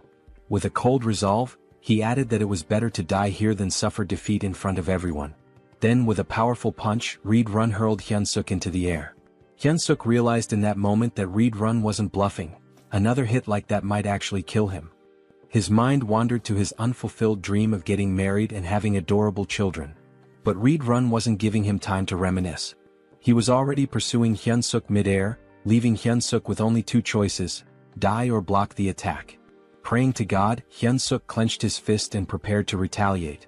The next moment, the ground trembled from the impact of someone crashing into it. That someone was Hyun-suk. The force of his landing shattered a significant portion of the terrain. Rachel, standing nearby, was visibly alarmed. Reed-run approached Hyun-suk's motionless body, observing him carefully. He declared that Hyun-suk had just managed to control his own mana for the first time and asked if he had noticed. Raising his hand weakly, Hyun-suk gave a thumbs up, joking that God had answered his prayers. His ridiculous expression made Reed-run chuckle. Reed-run reassured him, saying he'd win if he continued progressing like this. He grabbed Hyun-suk's arm and instructed him to stay still so he could heal him. But as soon as Reed-run began, Hyun-suk let out a groan of pain, clutching his neck. Reed-run had forgotten an important detail: dark mana was akin to poison for humans. Realizing his mistake, Reed-run apologized profusely, scooping Hyun-suk into his arms and urging him to stay alive. In this world, certain powers inherently counter each other. Dark mana counters regular mana. Mana counters divine power, and divine power counters dark mana. Mana was the domain of humans.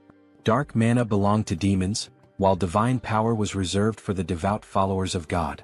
The Church of Tussis, the most influential religious institution, had waged wars to bring all other faiths under its control. Now, as the divine empire of Gatron, They anointed a chosen individual capable of hearing God's voice and revered her as the saintess. Somewhere within the Demon King's stronghold, rumors swirled about the captured saintess locked in her room. The next saintess of the Divine Empire, Abelson Marriott, was now a prisoner of the demon army. There were murmurs of doubt among the demons. She hadn't prayed in days, casting suspicion on her claim as the saintess. Still, they trusted Reed Run's judgment in capturing her. Abelson, on the other hand, saw no reason to pray. She believed her current circumstances were preferable to her time in the church. Suddenly, the door burst open and Reed Run barged in, carrying Hyun-suk in his arms. Abelson immediately chastised him for his rudeness. Ignoring her, Reed Run demanded that she heal the human. Hyun-suk's head throbbed, and he began to wonder what Reed Run had done to him. It was almost comical. His last thought was regretting that the last hand he held belonged to a man instead of Rachel. When he opened his eyes, he was greeted by the sight of a silver-haired beauty. His immediate thought was that he had died again and ended up in some random place. Hyun-suk began lamenting loudly, claiming he would never forgive the angel for this. He dramatically declared he'd rather become an archmage by the age of 30 than go through this again. Praying fervently, he cursed Rachel, accusing her of being a demon disguised as an angel, and demanded eternal torment for her. Finally, he muttered one last wish. If the angel insisted on making him a hero again, she should marry him first. Abelson, unimpressed, called him pathetic. Hyun-suk's eyes widened in shock. Reed Run, relieved that Hyun-suk was conscious, couldn't help but grab his shirt in excitement. Still dazed, Hyun-suk was utterly confused. Reed Run pulled him into a tight hug, but Hyun-suk immediately protested, accusing him of trying to kill him again. It was at this moment Hyun-suk realized he wasn't dead. Turning around, he glanced at Abelson, piecing together the embarrassing things he had just said in front of her. Reed Run, meanwhile, asked the saintess if Hyun-suk was fully healed. The saintess responded that Hyun-suk was not yet fully recovered, and it should be evident to Reed Run as well that the dark mana still lingered in his body. She admitted she didn't know what might happen to him. Reed Run asked if her divine power couldn't erase the dark mana. Abelson warned that any misstep could result in Hyun-suk's death. She suggested waiting, as the dark mana might dissipate over time. Apologizing sincerely, Reed Run promised to make amends by helping Hyun-suk grow stronger through training. Despite being nearly suffocated by the hug, Hyun-suk managed to remark that Reed Run didn't need to go to such lengths for someone as lowly as him. Reed Run dragged him away, but Hyun-suk protested, asking him to wait. Meanwhile, Abelson grew curious about Hyun-suk, wondering why a human was being trained by a demon. A few hours later, Hyun-suk finally made it back to his room. Bobo, as usual, was there playfully chewing on Hyun-suk's head. Hyun-suk thanked Bobo. He recalled hearing that Bobo had destroyed his home and eaten the soldier who tried to feed him. Once again, Hyun-suk thanked him, acknowledging that if it weren't for Bobo's separation anxiety, he'd still be stuck in training. Hyun-suk began venting to Bobo about everything that had happened that day. It was enough to make him cry. And to top it all off, the dark mana was still coursing through him. Looking up, he asked Rachel if he was going to die. Bobo simply kept licking Hyun-suk. Hyun-suk called for Rachel again, but she didn't respond. Rachel was crying, devastated that her hero had been ruined and corrupted. She told him that he wasn't the same hero anymore. Hyun-suk was taken aback. Shouldn't he be the one crying after everything he had just been through? Eventually, Rachel calmed down and confessed that all of the misfortunes were her fault. The dark mana in Hyun-suk's body, his near-death experience, it was all on her. With biting sarcasm, she added that it was because she was a demon wearing an angel's face, a deranged maniac destined to suffer eternal torment in hell. Hyun-suk froze, recognizing those were the very words he'd said to the saintess upon waking up. Realizing his mistake, he scrambled to console Rachel, even going as far as to claim there was no buff item in the world as amazing as her.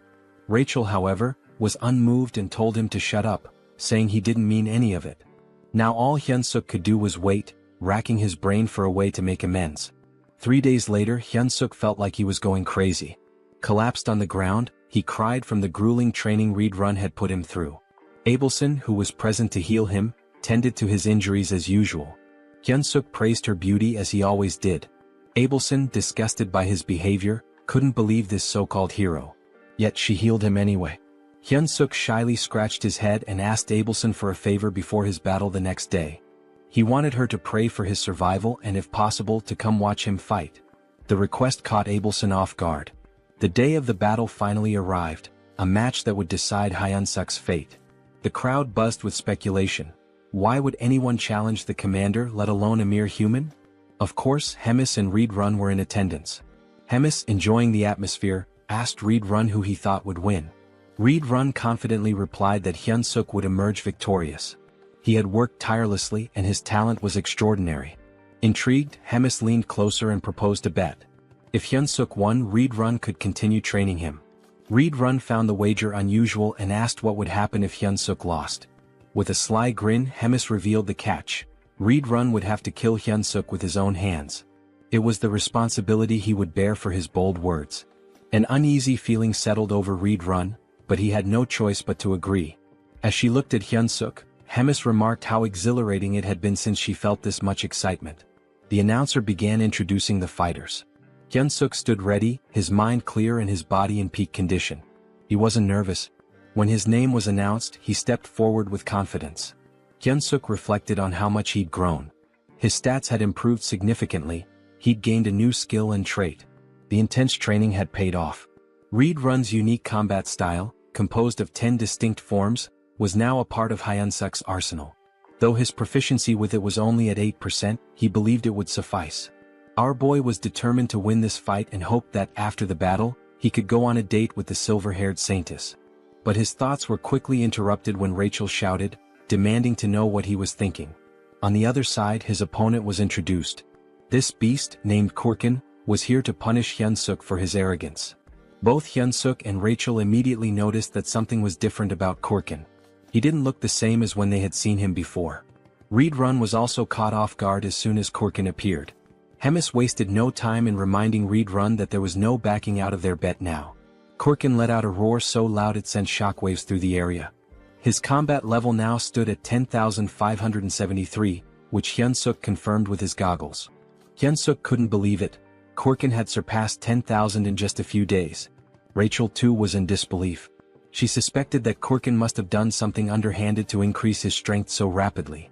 However, Hyunsuk clenched his fist and muttered to himself, of course, nothing was going to be easy. As soon as the fight began, Hyunsuk charged toward Kurkin. Kurkin, already anticipating the move, raised his weapon in preparation. Hyunsuk knew that if that massive club landed even once, he was done for. Kurkin swung his weapon, but Hyunsuk managed to avoid it. The swing was large and easy to predict. Hyunsuk knew that he just had to stay calm, dodge, and wait for the right opening. Hyunsuk landed a solid blow, and the announcer remarked that it must have hurt even Kurkin. Hyunsuk readied himself for another strike, landing it once more. The impact was tremendous, but Kurkin didn't even flinch. Hyunsuk immediately realized he had messed up when he saw something blurry coming toward him. The object hit the side of his body with a powerful force. He quickly created distance between them, only to notice that his left arm had been broken by that single blow. Kurkin, however, seemed unfazed by the damage he had taken earlier. Hyunsuk observed that Kurkin appeared normal, and his movements were still predictable. In his mind, Hyunsuk reminded himself that he had endured worse before. He steeled himself, telling himself not to be afraid and remembering the lessons he had learned. Combat arts involved using mana with martial arts, allowing someone to smash the ground or break a rock with a single punch. Reed Run had explained this to him. He added that combat arts weren't just about raw strength. The crucial point was that combat arts are techniques meant to kill your opponent. Back during their training, Hyunsuk had been told he couldn't beat Kurkin with his current abilities. The reason? He lacked the intent to kill. Without a clear intention to kill, his attacks were meaningless. As the present moment unfolded, Hyunsuk recalled Reed Run's words. Kurkin was about to strike again, but this time, instead of dodging, Hyunsuk surged forward as if he was about to counter. This time his attack was fueled by killing intent. Hyunsuk's punch landed and he shouted, "Fucking die." Unlike his previous attacks, this one pierced Kurkin's muscular body. This was the first form of Reed Run's combat style, instant obliteration. And as the name suggested, the arena was obliterated in the process. As the dust clouded the arena, Abelson wondered who had won. When the dust finally settled, Kurkin's body was revealed, a massive hole torn through his chest. "Welcome to the Donut Club, ugly ass," Hyunsuk thought to himself as he raised his fist in victory. It was official, the weak human Choi Hyunsuk had won. Despite his victory, Hyunsuk's body trembled, and he realized that if he used Reed Run's technique again, it might just kill him. Meanwhile, Rachel was celebrating. She told Hyunsuk that he had pierced straight through Kurkin's heart. Hyunsuk could hardly believe they had won. But then a dark red aura surrounded Kurkin's body. Something wasn't right. The announcer too couldn't believe his eyes, exclaiming that it was a miracle. But Hyunsuk knew this wasn't a miracle. He watched as a red object began to emerge from Kurkin's body, twisting in pain as something strange happens to his body. It's clear that the blow wasn't fatal enough. Kurkin remains standing, almost miraculously, despite a massive hole where his heart should be. Kurkin has now literally become a walking meat donut and will be known as Mr. Donut. Choi, surprised that Kurkin can still fight even with his heart torn apart, realizes it must be the commander's doing as he stares at Mr. Donut's gaping hole. Meanwhile, the commander watches the fight with a smile, enjoying how events are unfolding. Beside her, Reedrun wonders what she was thinking by sharing her dark mana with Mr. Donut. She also cast a curse that turned him into an undead when he reached a fatal state. The commander, impressed by Choi's quick learning and talents, smiles, though her expression carries a hint of frustration for having expected more from him.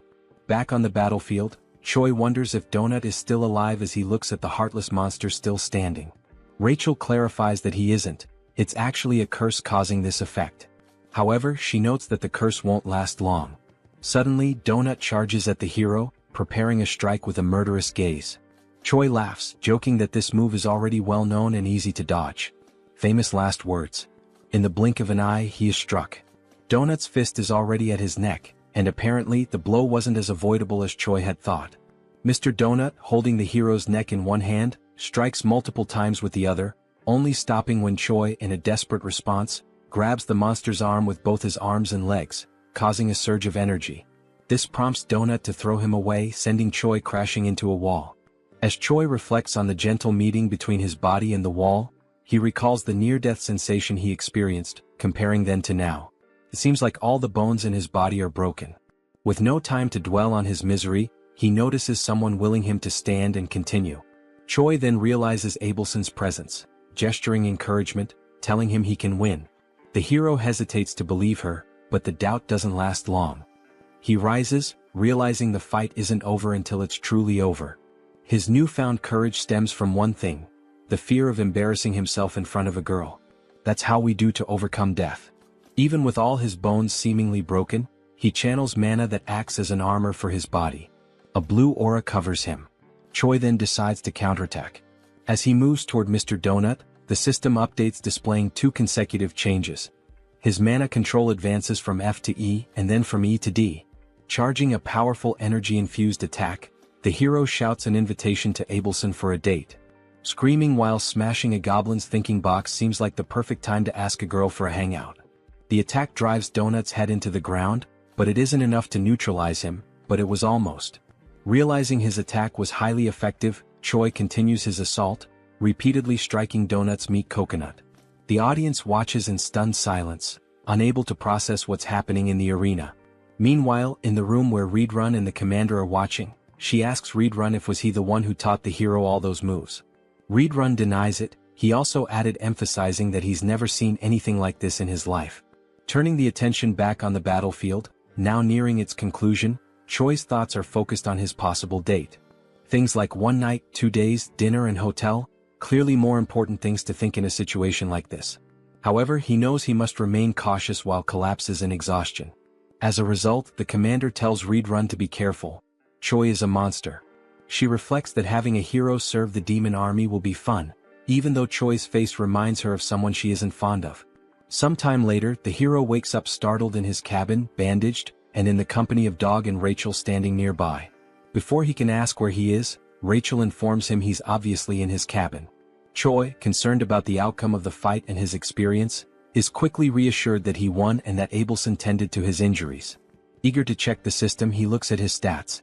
Hero candidate Choi, now level 212, has seen significant increases not only in his level but also in stamina, mana, charisma, and unlocked mana control skill. As he reviews his stats, Rachel mentions she could have healed him too.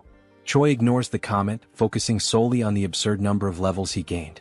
Noticing the mana control skill, Rachel reacts with exaggerated surprise. She defends her reaction, explaining that she's right, it's extremely rare for anyone to achieve mana control. As she tries to elaborate on how amazing this feat is, she's interrupted by Choi, who notices a strangely folded piece of paper. The scene shifts to Abelson's prison. She's gazing at the stars and muttering to herself that it was unnecessary. In her thoughts, the hero is strange. He discovered mana and learned about combat in just 3 days, which isn't normal.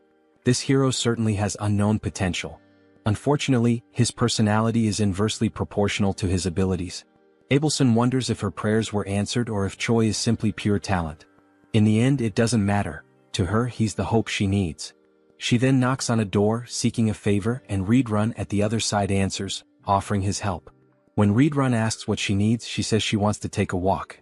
Back in Choi's room, as he reads the letter, he's surprised to find it's a positive response to his date request with Abelson. She now wants to see him at the courtyard. The hero will finally have the time of his life. Moments later, the time for the meeting finally arrives. Choi, anxious, still doesn't know how to act in this situation. He wonders if he should ask for her number, but there aren't even cell phones in this world. Rachel advises him to forget about this situation and return to his room, complaining that he always ignores her words. But she can't finish her sentence as she's suddenly grabbed fiercely by Choi, who plans to throw her aside. However, just as he prepares to do so, Abelson appears in front of him, accompanied by 2 others. Choi, clearly caught off guard, announces Abelson's arrival, questioning who the other 2 are. Abelson replies that they are her escorts.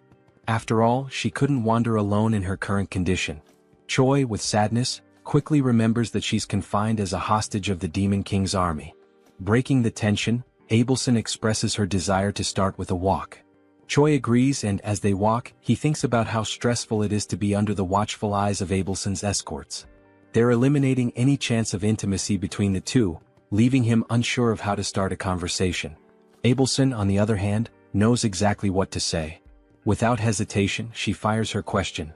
"Are you a hero, Mr. Choi Hyun-seok?" The hero, surprised, doesn't understand how she knows or suspects this detail about him.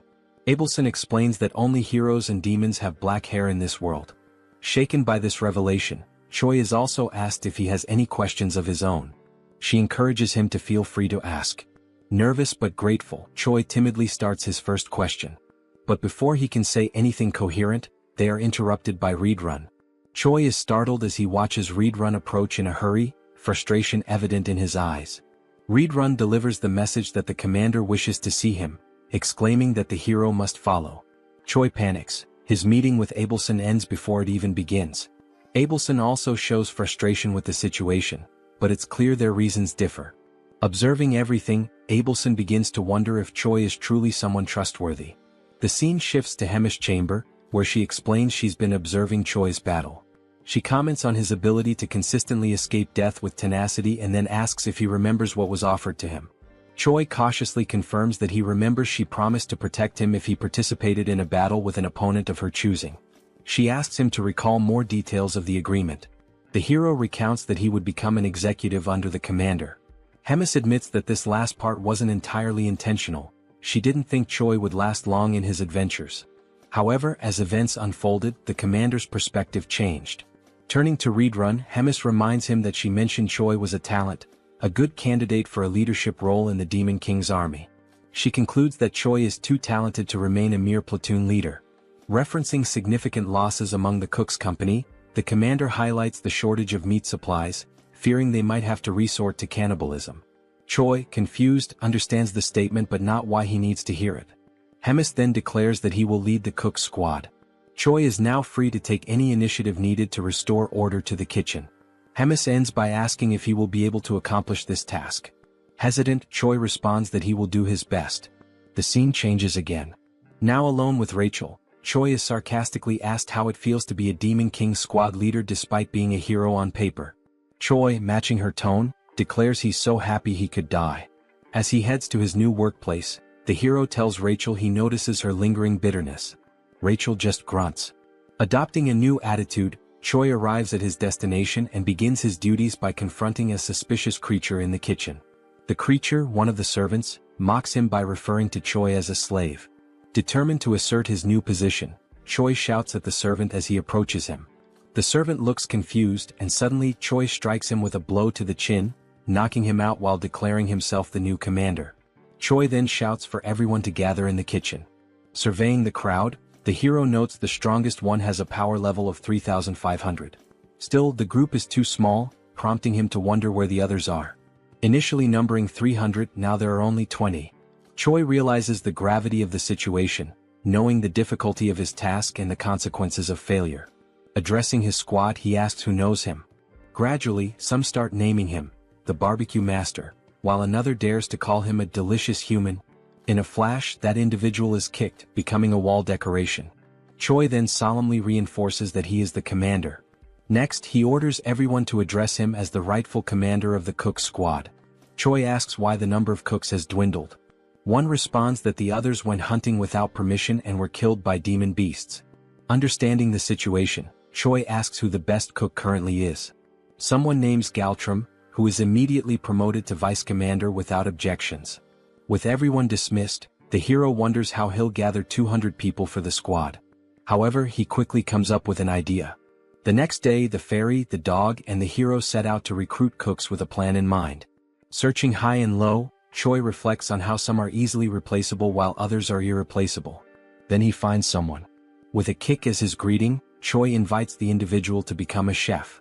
The individual, irritated by the treatment, attempts a counterattack but is swiftly knocked down again by the hero, who begins persuading him with arguments.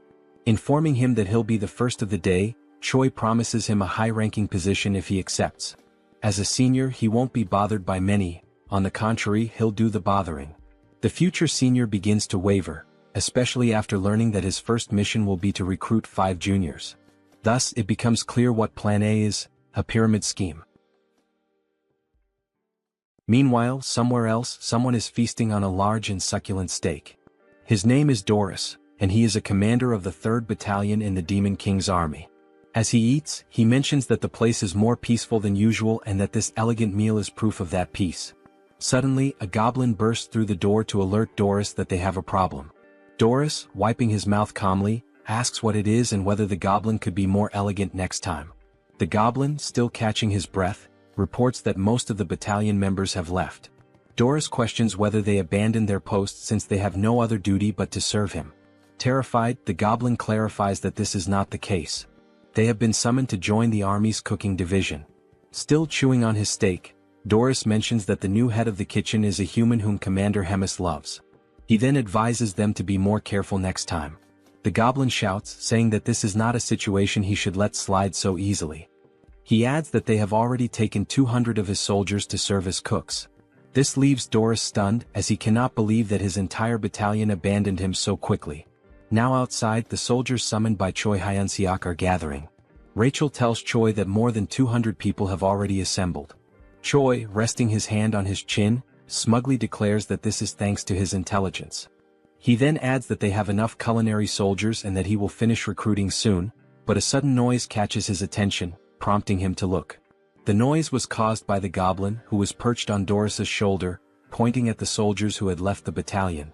Choi's first thought is that this is not a good omen. Adjusting his glasses, he comments that he has no idea what's going on or who these people are, but they seem to be angry about something.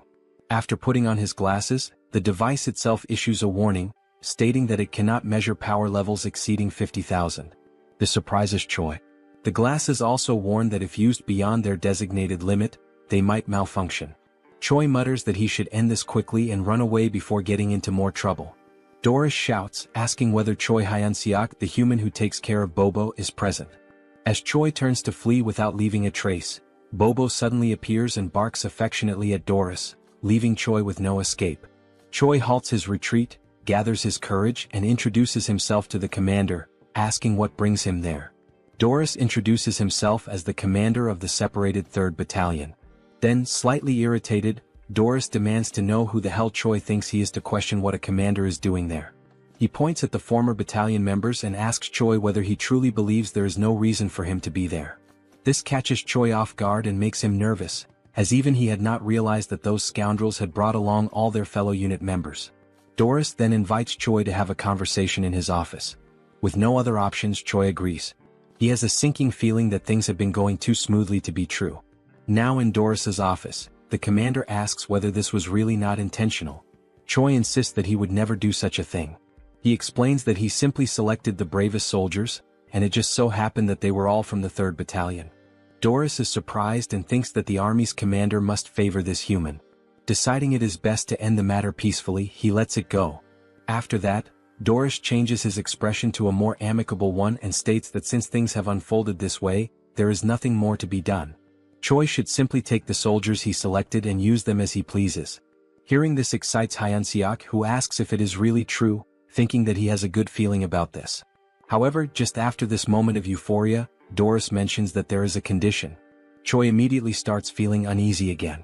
As a true gentleman, Doris explains that since Choi has already taken 200 of his soldiers, there is one specific soldier he should also take. Choi becomes alert, thinking that even after taking so many soldiers, Doris still wants him to take one more. That must mean this soldier is a useless failure who will only cause trouble. Annoyed, Doris asks whether Choi is refusing and whether there is a problem, even after taking all of his 3rd Battalion soldiers. Feeling the pressure and his legs beginning to weaken, Choi insists that it is not what Doris thinks. He says he is simply overwhelmed with happiness and does not know how to properly express his gratitude. As the door opens, Doris declares that he has made his decision and will now introduce Choi to his new soldier.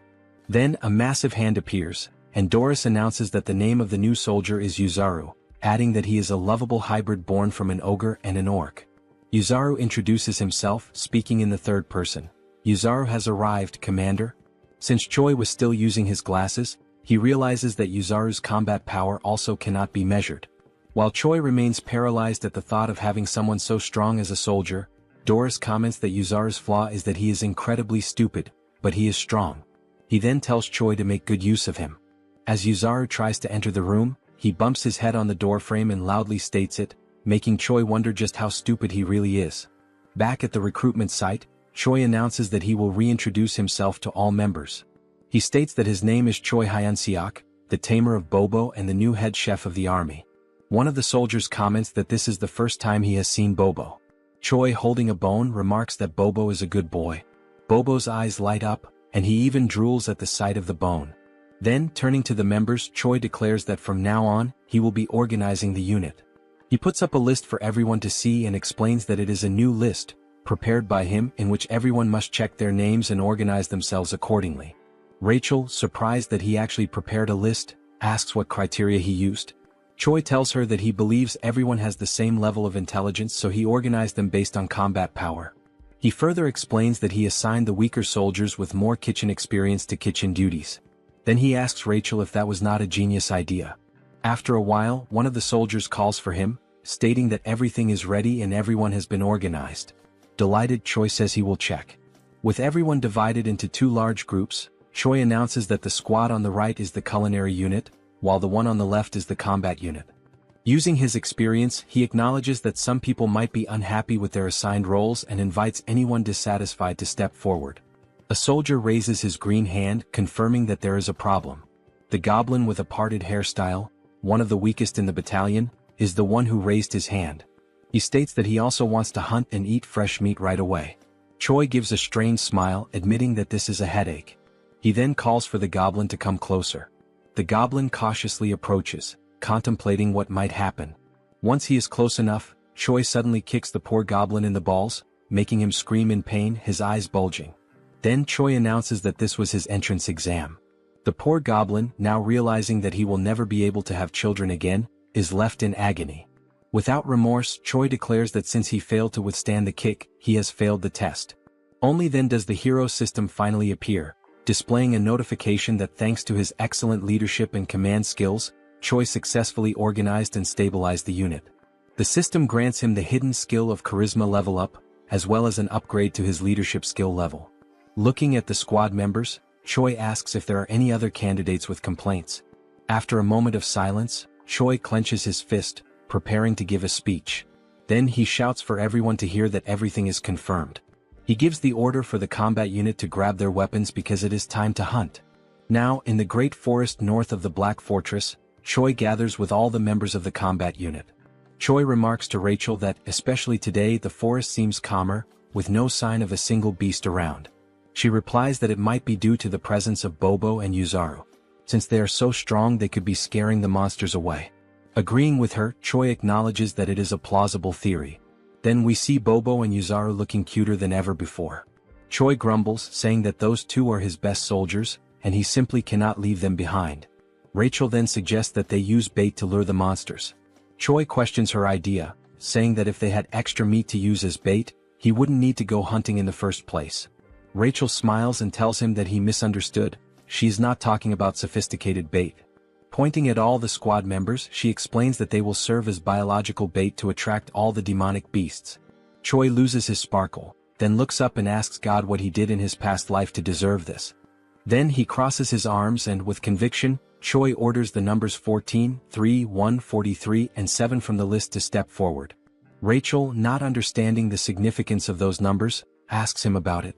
He responds by saying that those were the numbers he bet on in the lottery back on Earth, lamenting that he could have been the winner. Still tearful, Choi gives the command that the operation will begin now. He then orders Yuzaru to grab member number 14, which excites the giant. After being held by Yuzaru, the poor member number 14 asks if he has lost his mind. Calling him an intercontinental ballistic goblin, Yuzaru effortlessly tosses the goblin far away. Choi, with his hand on his chin like a thinker, comments that it's a great idea, as continuing to throw weak soldiers like bait will eventually attract the attention of the monsters. He then turns to a fox soldier and orders him to light a small fire so the ones thrown as bait will have a way to return. But Rachel questions whether throwing soldiers like that wouldn't just kill them from the impact of the fall. Choi retorts, saying that he is sure 1 in every 6 will come back alive. He tells Yuzaru to keep throwing the others from the list. The rest of the battalion is in shock and whispers among themselves that the human head chef has lost his mind and that they want a long life. One of the goblin soldiers, terrified by the situation, decides to turn around and run away at that moment. As he turns to flee, he sees Bobo with his eyes sparkling with cuteness. The frightened goblin says that this is not what Bobo is thinking and that he will serve the Demon King's army for the rest of his life. But it seems Bobo doesn't believe him, as Choi mentions that the ones he threw earlier are late and should have returned by now. Meanwhile, in the background, the poor goblin is crying for help. At the same time, one of the goblins who had been thrown is running back, desperate and calling for help while being chased by several monsters. Choi smiles, saying it was about time for him to return and let the soldiers handle things now, but only if he needs to land the final blow on the monster to count for XP. But before he can finish his thought, Yuzaru takes off running ahead. He is simply too strong to leave the last hit for anyone else. As Yuzaru takes down the monsters one by one, he shouts that he loves fighting, leaving nothing for Choi. Frozen and speechless, Rachel looks at Choi and asks what last hit he's talking about, since there's no monster left alive. After everything, while Yuzaru celebrates his success with Bobo, Choi is left crying because he didn't get any XP, and worse, he can't even use the monsters as food since they were all torn apart. Rachel, shocked, points out that both Yuzaru and Bobo only need 1 hit to defeat the monsters. Still in disbelief, Choi says he needs to go back tomorrow but without those two. Rachel asks if he is sure about that, since there's only 1 more day before the main commander's duties return to normal. Back at the battalion, Choi orders a retreat, telling everyone to gather tomorrow at the same place, earlier than usual. Back in the kitchen, Rachel asks why he went there right after returning, and Choi responds that he needs to see if the mashed meat works in any way. Kicking the door open, Choi yells asking where the lazy ones are, ordering them to gather. One of the kitchen soldiers runs towards him and asks if something happened. Choi asks if he tried the meat from today's hunt. This soldier is Galum, the vice chef. Galum confirms that he did, but the results were not as good as expected. Choi is uncertain and says that the craftsman isn't very demanding and asks if Galum understands. Galum, in tears, says that he does. Mockingly, Choi asks if, despite all of his experience as a vice chef, Galum still doesn't know how to make minced meat. Galum responds that the main role of the kitchen army is to bring the ingredients, and he is not a personal chef for the commanders. He explains that the commanders care about taste, while the others just want to eat and don't care about flavor. Choi tells him that the members are also struggling and orders Galum to be quicker. Galum quickly runs off, telling the others to gather to light the firewood. Reflecting on what Galum had just said, Choi realizes that everyone with a rank below that of commander survives on tasteless meals, so he has a good idea and smiles as things may be easier than he thought. After a while, he decides to pay a visit to an old acquaintance. He knocks on Abelson's door and introduces himself as Hyun-seok. She hears him and tells the hero to come in. Feeling awkward and blushing, he says that it's nothing special, he just wanted to see her. Rachel then says that now she understands the real reason he went to the kitchen. It was to see this woman. He then pulls out the beautiful and delicious dish and asks if she has already had dinner. Choi continues speaking, saying that he only won the duel because of her support and that the meal is a symbol of his gratitude. Abelson thanks him and mentions that she will only want a little bit. The woman then cuts a small cube of the meat and brings the fork to her mouth, thinking that the smell is very good. She takes a bite and after chewing for a moment she's left without reaction. Then, like in Shokyuji no Soma, she says that it's delicious, much better than what she had eaten at the castle. An incredibly tasty flavor.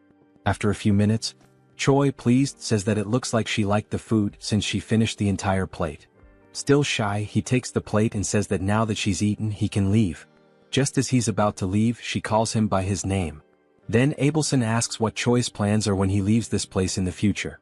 Choi, like a good man moved by emotion, quickly responds that it's marriage with her. Hearing this, Abelson's eyes widen. Realizing his intentions and that he didn't understand the meaning of the question, she says that now he can leave. But before he goes, he tells her that there's something else he wants to do besides marry her. This catches her attention. However, before finishing, he asks her what her plans are and what she wants to do when she leaves there. With a lifeless look, she says that she doesn't know yet because if she ever leaves there, she doesn't want to do anything. Now, in Gartran, the divine empire of the capital of Gratium, where the theocracy is governed by the Pope of the Church of Ducis. A man kneels and refers to another as Your Holiness, then he provides the information that they have discovered the location of Abelson Marriott, the next saint. He then adds that, supposedly, Abelson is imprisoned in the Black Fortress where the glutton resides. The man sitting on the throne asks how the next saint ended up in such a place. Tapping his fingers anxiously on the throne, he asks if there has been no word from the Demon King about this. The man replies that there hasn't been, as no one knows what they want since they're not demanding anything. Rising from the throne, the Pope says that in the history of wars between humans and demons, there have been only a few times when humans managed to breach the Black Fortress. Even so, on those occasions when they succeeded, the glutton Hemis was absent. So, attacking directly now would be very reckless. Opening the curtain to the window, he says that he will send a secret rescue team. Then, Pope Orvan IV gives the order for the man to summon their hero. Back in the hunting grounds, Choi organizes the kitchen battalion soldiers into 2 blocks, literally. However, something keeps nagging at him. He can't stop thinking about what the hell Abelson meant when she said that she didn't want to do anything else. Walking to a suitable spot, he stops and says that this should be enough. While rummaging through his backpack, he calls the platoon commander forward and tells him to step up. He takes something from his backpack and tells the platoon commander to eat. What he pulled out were 2 steaks of meat, and while the soldiers look on in disbelief, they think it's some new type of bribe or some kind of leftovers. Choi asks if they're not going to eat, and the soldiers apologize and quickly begin eating. After tasting the meal, the soldiers who ate it shine their eyes and enter a state of ecstasy due to the delicious flavor of the meat. The 3 platoon leaders kneel and say that from now on they will be loyal to Choi, begging for another piece of the meat. However, he pulls out more pieces of meat and says that the chance to taste it is over, meaning that from now on, Choi shouts at them to run, because only the platoon that captures the most living demon beasts will be allowed to eat with him. The 3 platoon leaders run desperately, urging their soldiers to do the same. Seeing this, Choi says that the plan was a success since they're all slaves to their appetite. The plan to bring the monsters alive was precisely so he could land the last hit and level up. Looking at the system screen and seeing his level, status and charisma increasing, Choi says that while he was cutting the monsters, he quickly leveled up 10 times. One of the platoon leaders then asks who the winner was among the 3. Choi turns to them and announces that the winner was the Wolfken platoon and that the Wolfken platoon will have an amazing meal with him. The members of the other platoons ask what they will receive, and Choi answers with boredom that they will have the leftovers. Choi also shouts at them, giving the order to gather all the slaughtered meat and take it to the kitchen. Meanwhile, beyond the Black Forest, we see several lifeless bodies of soldiers and a man in a black cloak holding a sword. Back at the headquarters, someone stands in front of a door and says that they've finally arrived. Inside, Abelson says that she shouldn't have said that to Choi. After all, she can't keep hiding this forever. The door opens and it's the man in the black hood calling Abelson by her full name. He then removes his hood and we see that it's not Choi but a blonde man with green eyes. He says that he's there to rescue her. Recognizing him, Abelson calls him Sir Guffin and asks if the Pope sent him. He replies that he thinks so but isn't sure. Leaning against a table, she apologizes and says that she can't go back now, politely asking him to leave. Surprising her, he says that he'd love to retreat as well, but a mission is a mission and must be completed. With a serious expression, she says that as he should know, the glutton Hemis lives in that fortress, and if he tries to take her, he knows what the worst outcome could be. He approaches her, smiling, and asks how she plans to do that, and Abelson says that she will use her holy power to summon Hemis there. The man then grabs Abelson by the neck and says that he's not there for games, because he's not a prince but a soldier. With a cold expression, he orders her to close her eyes, and when she wakes up, she'll already be in the capital. With his grip tightening around her neck and her almost fainting, Abelson realizes that he may use holy power and wonders how that's possible. As her eyes slowly close, she thinks that she can't go back there again. Then a sleep spell is launched toward the blonde man. It's Choi telling him to take his hands off Abelson. The punch hits his face, but it seems to have little effect. With a small trickle of blood on his face, the blonde man says that it was a punch infused with magical energy and asks what Choi is.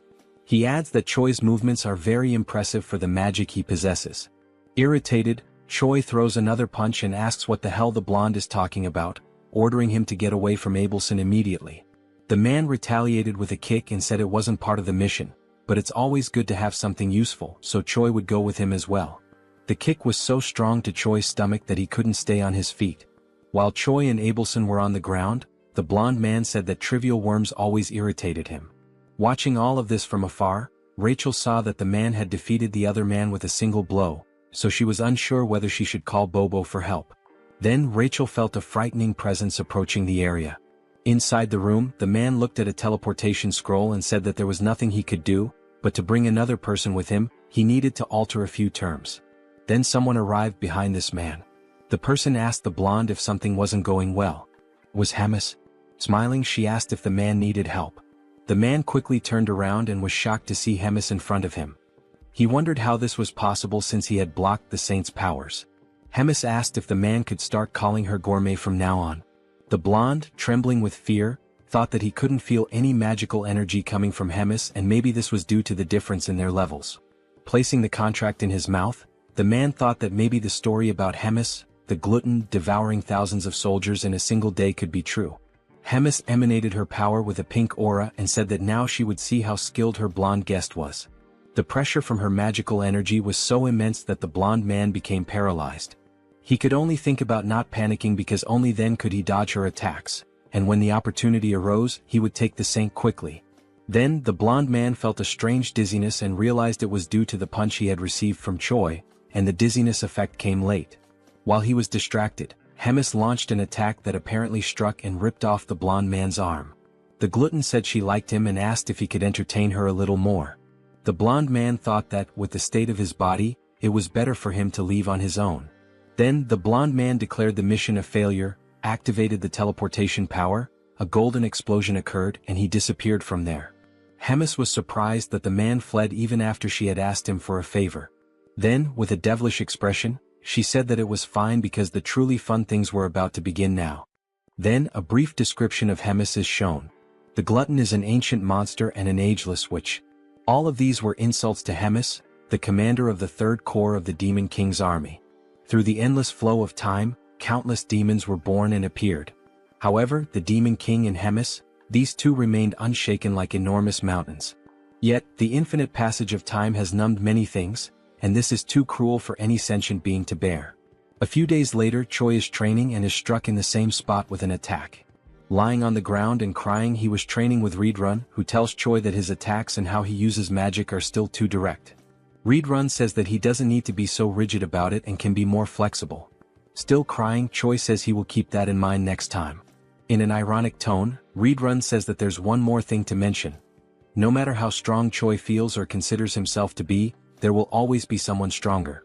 Helping Choi up, Reedrun tells him not to forget that a fair victory is a privilege only for the truly strong. Then Reed turns to Choi Hyunseok and says that's all for today, telling him that he did a good job. Reedrun turns and leaves the area while Choi, feeling awkward, watches him walk away. The hero, nearly depressed, sits on the ground and concerned Rachel asks if he's alright. He responds that no, he's almost dying and asks her to heal him. Rachel begins the healing and Choi says that at least he can breathe now. This makes the fairy ask if she is now just a healing potion for him. While he's being healed, Choi has several thoughts in his mind.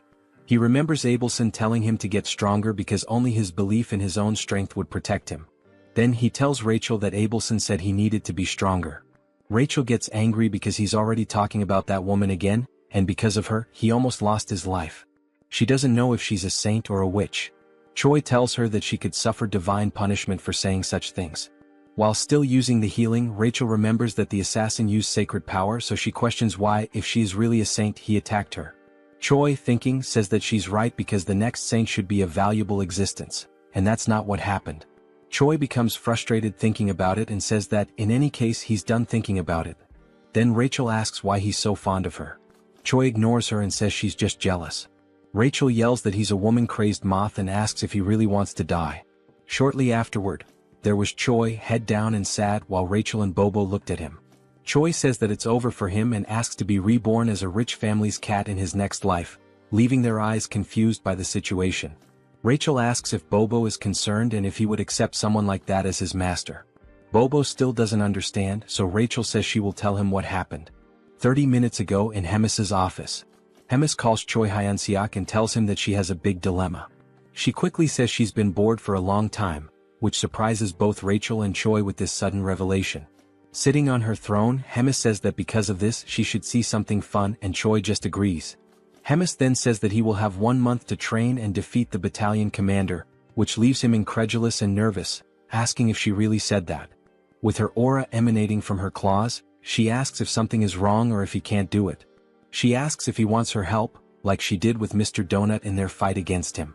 Remembering what she did, he bows, hitting his head on the table, and says that he doesn't need it and will handle it himself.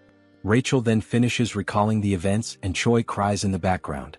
The fairy tells Bobo to say goodbye as he won't be seeing him for a long time.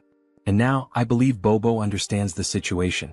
Rachel then turns to the hero and tells him that it's about time he accepts the fact that he's a hero, asking if he intends to defeat the battalion commander with only 9,000 power.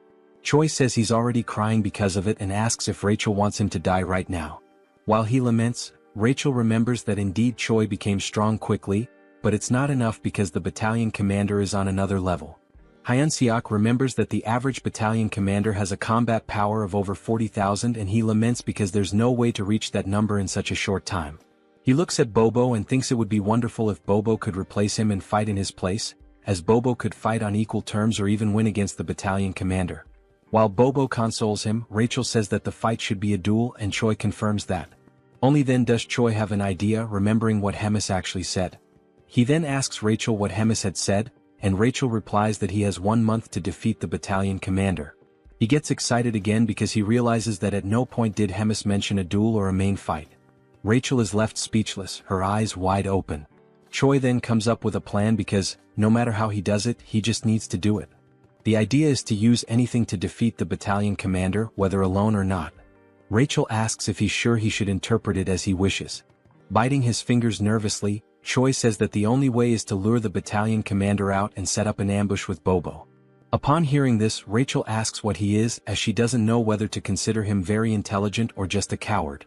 Then Rachel asks how Choi will lure the commander out. She wonders if someone as careless as the hero has any way to persuade the commander. Holding a spice and smiling, Choi says yes, because he met the commander recently and knows that he enjoys savoring elegant meals. So Choi begins preparing the best recipe for grilled ribs. He selects the best ribs and goes through the entire process to make them incredible, soaking them in water with honey to remove the blood. Once the blood is removed, they should be left in a pot to cook quickly. While it's boiling, Choi chops the mushrooms and green onions, adds gushing fish, and stirs to combine the flavors. Then he adds everything into the pot with the meat and lets it boil. After at least half an hour of boiling, we see Bobo dragging Choi through the fortress corridors so fast that his body seems to separate from his soul.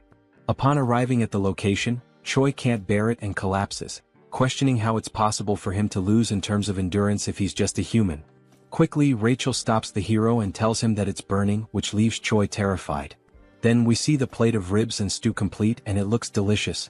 Carefully, Choi places it on a plate, and with a smile he sprinkles finely chopped green onions on top, saying that the best stew, the key to unlocking the heart of Commander Doris, is ready. The table was full of delicious food, and Doris leaned back in satisfaction, a rare moment of peace washing over him. He took a deep breath, savoring the ambience, and reflected on how infrequent such refined, tranquil moments were in his position. The decision to pass Yuzaru on to Choi had been a stroke of genius, easing a burden he hadn't realized was so taxing. As he pondered this, a subordinate entered, bowing with measured respect. The air in the room shifted slightly as the servant cleared his throat before delivering a message. The cooking squadron had arrived to see him. Doris, though already sated, felt curiosity stir within him and gestured for the servant to continue. Without hesitation, Doris dismissed any possibility of returning Yuzaru, assuming that was the purpose of their visit. The subordinate hesitated before clarifying that Choi had come for a different reason. He wished to present a dish as a token of appreciation. Hearing this, Doris's eyes lit up. Whispers of Choi's extraordinary culinary skills had reached him, rumors painting him as a near-mythical figure in the kitchen. Now he would experience it firsthand. Straightening his posture, he gave his approval. A knock echoed through the room, and the doors swung open to reveal Choi making an exaggerated entrance, tray in hand, a mischievous glint in his eye, and a rose held between his teeth. Doris blinked, momentarily caught off guard before swiftly composing himself. Choi set the tray before him with a theatrical bow, expressing his gratitude for the opportunity that had led to his new title in the kitchen. Doris, unimpressed by words, expected the food to speak for itself. With a humble nod, Choi lifted the cover from the dish, revealing a steaming serving of urine ribs. A rich, tantalizing aroma filled the room, causing Doris to salivate despite himself. The presentation was impeccable, almost divine. Drawing in the fragrance, Doris found himself overwhelmed. Across from him, Choi watched knowingly, confident that one bite would send him into a world of indulgence. The moment Doris tasted it, disbelief overtook him. His widened eyes and forward-leaning posture betrayed his astonishment. The dish transcended human capability, reaching a level of perfection he had never imagined. Encouraged by the reaction, Choi suggested introducing more dishes in the future. Doris, without hesitation, accepted, willing to eat anything he prepared. As Choi exited, Rachel, standing by the door, struggled to contain her reaction. Doris, still enraptured by his meal, casually remarked on Choi as favored status. Barely making it outside, Choi gripped the doorknob, trembling. He and Rachel exchanged a glance before both succumbed to violent nausea. Rachel wiped her mouth, staring at Choi in disbelief. He acknowledged his actions, fully aware of the consequences. When pressed on his intentions, he made it clear. He would continue feeding Doris until the day came when he was nothing more than a pig fattened for slaughter. Meanwhile, inside the dining hall, Doris remained blissfully unaware, savoring each bite. A week passed. Doris sat before another grand meal, yet his appetite had noticeably waned. With a sigh, he idly prodded his food, burdened by looming concerns. An upcoming duel for the battalion commander position weighed on his mind. His growing influence had drawn unwanted attention, and failure meant forfeiting his title. Yet he accepted the stakes with a sense of dignity.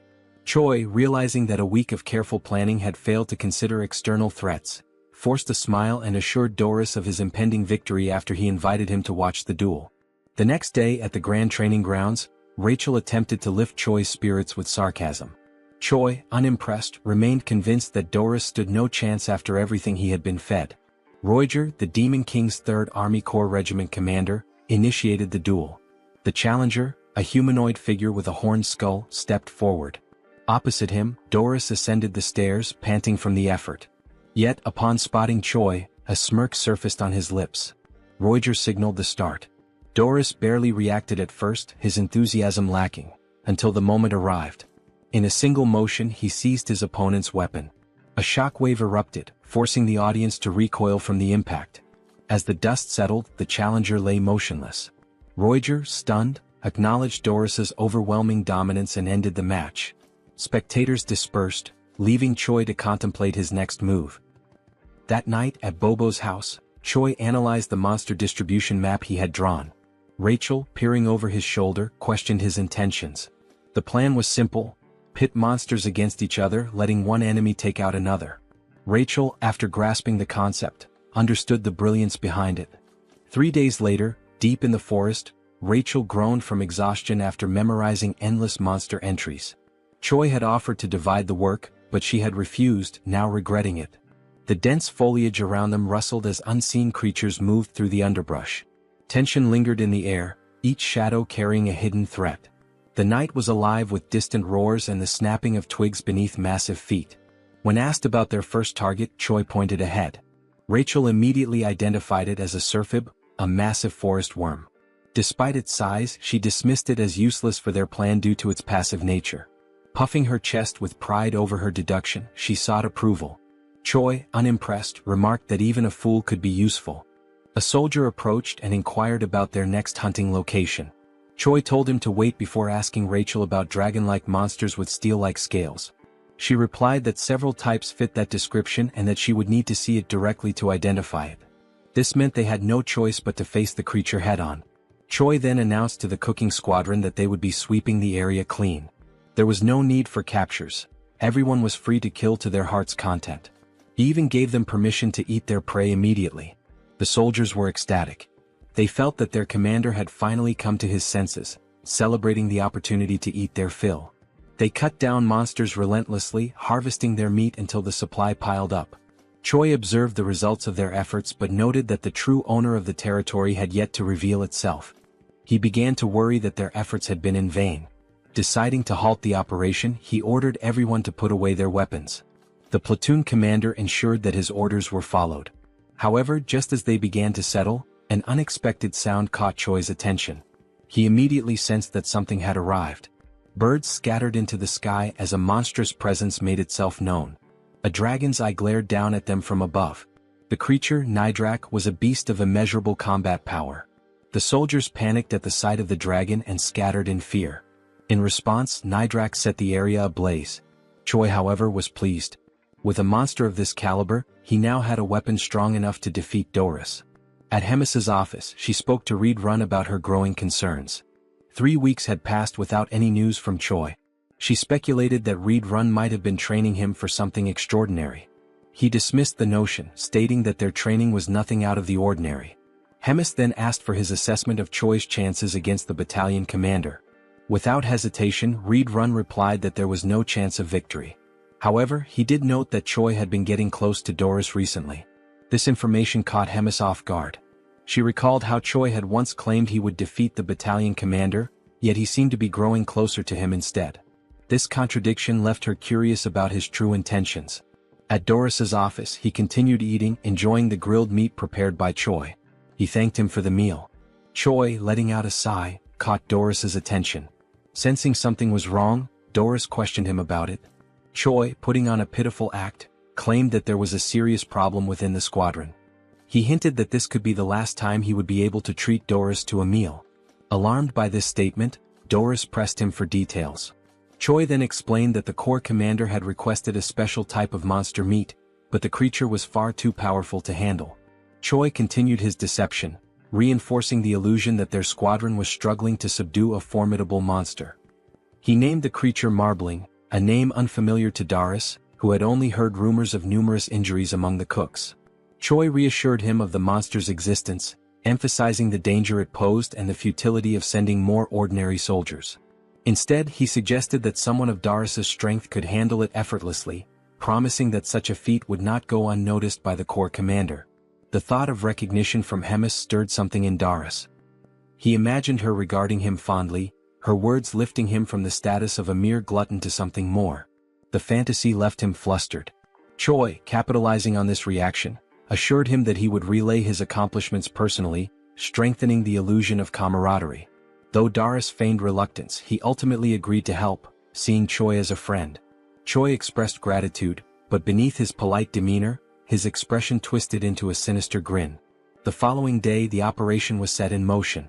At the designated location, Choi gathered his forces, ensuring every step was carefully planned.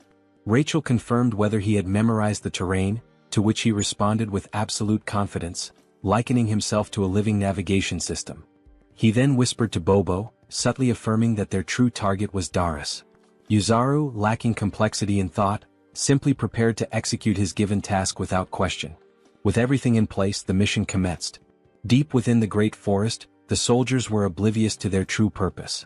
Their only knowledge was that they were being sent to hunt a dangerous monster. Doris, irritated by the harshness of the wilderness, questioned the distance to their target. Choi assured him they were approaching Marbling's territory, all the while maintaining extreme caution. He understood that Doris was more formidable than he appeared, but he had faith that Nidrak would emerge victorious. Suddenly the atmosphere shifted. Birds scattered in distress, signaling an imminent threat. Choi warned Doris that something was approaching. Doris, now alert, prepared himself. From the shadows, Nidrak emerged, its presence overwhelming. Confused, Doris questioned whether this was the marbling he had been told about, finding its appearance somewhat familiar. Choi dismissed his doubts, remarking that many monsters looked alike. Accepting this, Doris viewed it as nothing more than another beast to slay. With unwavering confidence, Doris commanded his battalion to attack, trusting that Choi would ensure his victory reached the corps commander's ears. His soldiers surged forward, engaging the dragon with reckless abandon. Doris himself lunged into battle, unleashing his formidable techniques. Despite Nidrak's immense power, Doris's sheer brutality kept him pressing forward. Choi observed with growing concern, realizing that Doris was more resourceful than anticipated. Instead of facing Nidrak directly, he used his soldiers as fodder, sacrificing them to create openings for his own attacks. Choi had intended for the battle to overwhelm Doris, but the demon's methodical approach threatened to undo his plan. Before Doris could land a decisive blow, a panicked soldier interrupted, reporting the arrival of another creature. Choi's expression darkened. He had miscalculated, this territory belonged to Nidrak alone. The presence of an additional monster disrupted his scheme. Retreat was immediately ordered, but before they could escape, a massive worm-like creature emerged. It was a Surfib, an entity Choi had initially dismissed due to its supposed non-aggressive nature. However, perceiving the ongoing battle as a territorial dispute, the Surfib prepared to fight.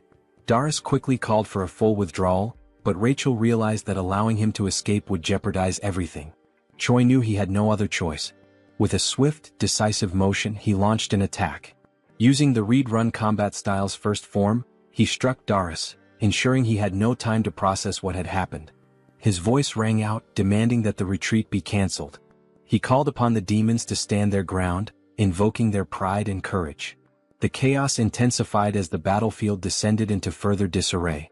Amidst it all, Doris registered the pain and the deafening roar of battle around him. Doris felt a surge of rage as he questioned whether he was being betrayed by a mere primitive human. Consumed by anger, he called out Choi's name, determined to risk everything to confront him. Activating his skill, Full Bloom, he unleashed a devastating attack. Choi, unaware of what was happening, found himself with no escape.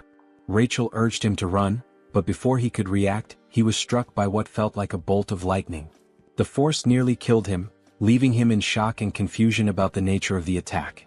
Through the chaos, Choi spotted Doris standing firm on the battlefield, declaring his intent to tear him apart while he was still alive. Realizing the imminent danger, Choi quickly assessed the situation, wondering about the whereabouts of Bobo and Yuzaru. Meanwhile, Rachel scanned the battlefield and noticed that Surfib's attack had caught everyone in its range. Choi felt as though he had been left alone to face Doris, who was seething with rage. Despite Doris' overwhelming fury, Choi saw him coughing up blood, recognizing that his opponent was pushing himself beyond his limits.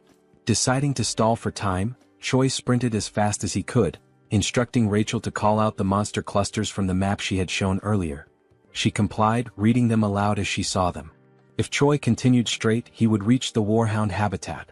Doris, undeterred by the surroundings, pursued him relentlessly, showing no concern for the monsters in his path. Choi knew that while most creatures would avoid the strong, a habitat with younglings would provoke an aggressive response. Doris dismissed Choi's tactics as feeble tricks, determined to ensure his demise. Channeling his strength, he unleashed a level 3 technique, Falling Flowers. His power surged, fueled by his deep belief that promotion was the greatest weapon of a demon. With confidence in his overwhelming strength, he prepared to end Choi once and for all. However, something felt off. His body wavered, and he suddenly coughed up a significant amount of blood. Choi, having stopped to observe, listened as Rachel pointed out that Doris' demonic energy was depleting rapidly. Doris realized too late that he had reached his limit. Expending excessive energy while hunting demonic beasts had left him drained. Acknowledging the situation, he turned away, unwillingly accepting that he could not continue. Choi called out to him, questioning his retreat. Doris, though displeased, admitted there was no choice but to recover first. He vowed to return and exact vengeance, declaring that he would never forget this humiliation. Before he could leave, Choi refused to let him escape so easily. Calling out to him, he taunted the demon, stating that he had entered on his own terms but would not be allowed to leave so freely. Doris dismissed his challenge, ridiculing Choi for thinking he could be defeated by mere fists. But Choi was prepared. Activating Ride-Run Combat Art 7th movement, he unleashed the explosive destruction wave. To his surprise, Doris endured the attack, proving his resilience. The demon smirked, accusing Choi of underestimating him. Before the battle could continue, an unexpected presence arrived. A voice cut through the battlefield, observing the fight with amusement. Hemis had appeared, questioning the commotion unfolding before her castle. A sudden explosion sent Choi flying into a tree, leaving him disoriented and in pain. As he cradled his head, trying to grasp the situation, Doris turned to the corps commander, pleading for her intervention. He insisted that he had not yet lost and argued that this was not the final battle. Hemis, unimpressed, silenced him immediately. She mocked his incompetence, incredulous that a human had managed to beat him so severely.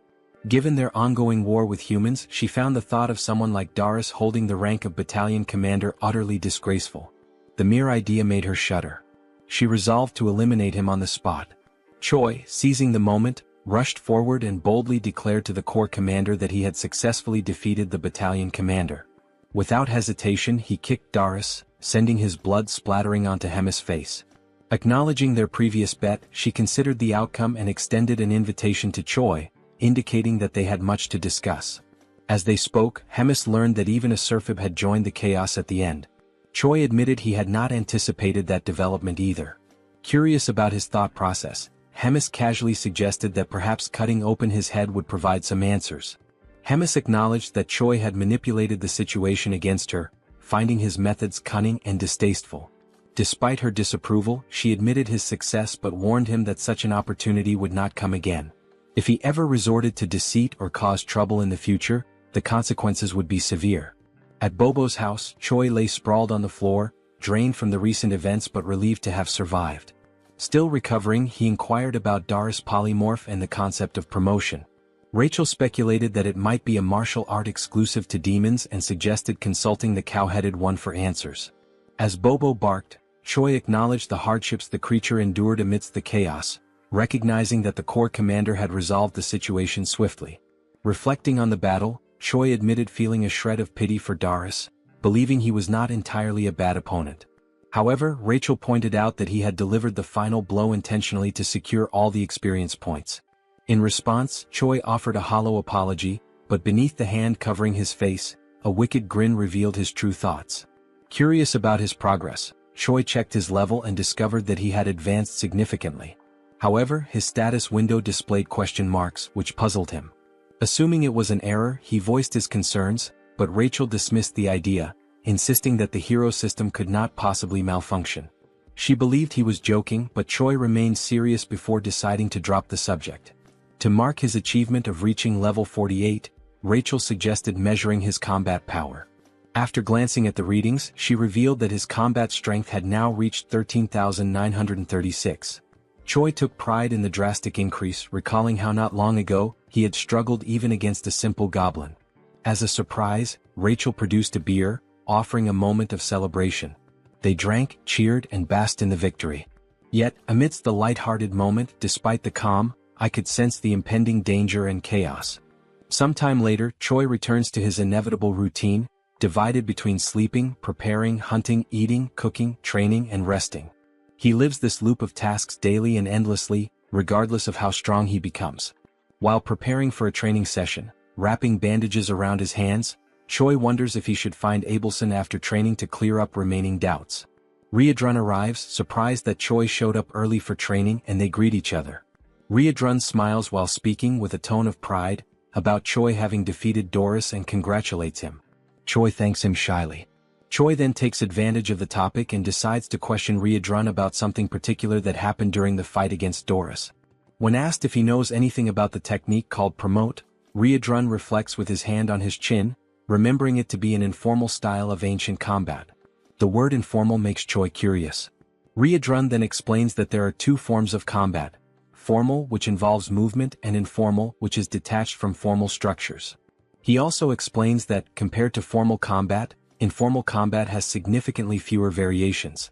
Since formal combat itself is already rare, informal is passed on more secretly. Choi then deduces that the difference is in summary something like attack damage versus skill damage. Riedrun continues, saying that despite everything, promote is a style that has been passed down for quite a long time. Any demon who uses demonic chi can learn it. However, it is an extremely dangerous ability that few dare to use. It has many side effects. Choi then asks if there is a possibility for him to learn how to use promote, since he possesses some demonic chi. Riedrun jokes about the amount of chi that Choi claims to have, emphasizing that besides being little, it is not natural to him, nor is it real demonic chi. Choi, in fact, seems to have ignored the warning that it is extremely dangerous. Choi uses the given argument that his chi is little to claim that the consequences may be mild and, in the worst case, Abelson could help. Riedrun, facing Choi's insistence, resists the idea of training such an ability. Choi, in contrast, is frustrated with the delay in giving a final answer. Desperate for approval, Choi throws himself to his knees, grabbing Riedrun by the leg. In an attempt to gain acceptance, Choi argues fiercely that without promote, he will die. He argues that all the fights are meaningless, where his life is reduced to being a tiny ant with an expiration date for the commander. Finally, he swears not to insist if a single attempt goes wrong. Riedrun, convinced, understands all the points that Choi made and agrees to the training. Riedrun confesses to being uncertain, but he made a promise, from which he cannot back out, to Choi's relief. Riedrun then announces the beginning of training and demands that Choi pay close attention. The scene changes not to the underground prison of the Empire of Gartran. There, a shackled prisoner receives a visit from a man in white robes. The man in white greets the prisoner, whose name is Geffen. Geffen replies that he was wondering who was coming, surprised that it is the Pope. Geffen then asks what the Pope wants, since he had said he had no more business with him. The Pope responds that he brings an opportunity to make peace. Geffen then asks what he needs to do. The Pope, with a malicious look, responds that the mission is to eliminate Abelson. Geffen is surprised by the mission, asking why not a rescue and why the orders suddenly changed. He also asks what the church will gain if the goddess dies. The Pope responds with irony that it is not something Geffen needs to know. Geffen shows concern as there is a glutton there. The Pope reassures Geffen. He replies that he will place 4 warriors with him and that the glutton will be out for a while. The Pope then finishes with a threat, telling Geffen to succeed, stating that failures will not be tolerated. Back at the training field, Choi agonizes as a red energy emanates from his body and foam comes out of his mouth. Abelson is beside him, worried, asking Choi to try to control himself. Riedrun just watches without reacting. Meanwhile, Abelson scolds them for practicing demonic combat techniques, saying it's a madness considering that Choi is human. Riedrun argues that at every moment Choi claimed to be fine, and after so much time training there shouldn't be much demonic QI left. Abelson, enraged, disregards Riedrun's words and retorts, asking if they are healers. There's no way they could determine that Choi was fine since they're not specialists in that. Abelson explains that she had controlled and sealed Choi's demonic QI, but during the training it was undone as they thought they could handle it. Riedrun then asks what's going to happen to Choi, and Abelson replies that she won't be able to hold the situation as it is. She says it's too late to try to seal the demonic QI. Instead of sealing it, she decides to try to make Choi's body adapt to the energy flow. Abelson tries to compress the demonic QI and suppress it with divine energy to spread it out so that it stops being concentrated, and that way Choi's body can endure it. Riedrun is surprised by the idea and questions if it's really possible. Abelson shows that she's not completely sure because she's never done anything like it before, nor has she ever heard of another deity doing it. There's even a chance that the demonic QI will rebel against the divine power and get even more out of control. Nevertheless, she decides to insist on the idea even if it results in the worst. In the end, time is passing and there's no other choice but to try. Sometime later, Choi wakes up in his room startled. He tries to get up, wondering what must have happened, as if a lot of time had suddenly passed. Suddenly he is hit by Rachel and Bobo, who throw themselves on Choi, happy that he finally woke up. Rachel doesn't hide her joy as she fervently repeats that Choi finally woke up after 3 days. Choi is shocked by how long he slept, which leads Rachel to ask if he doesn't remember anything. Choi replies that he remembers trying to learn promote and tries to check if anything changed in his system window. Upon checking, Choi notices that something has changed.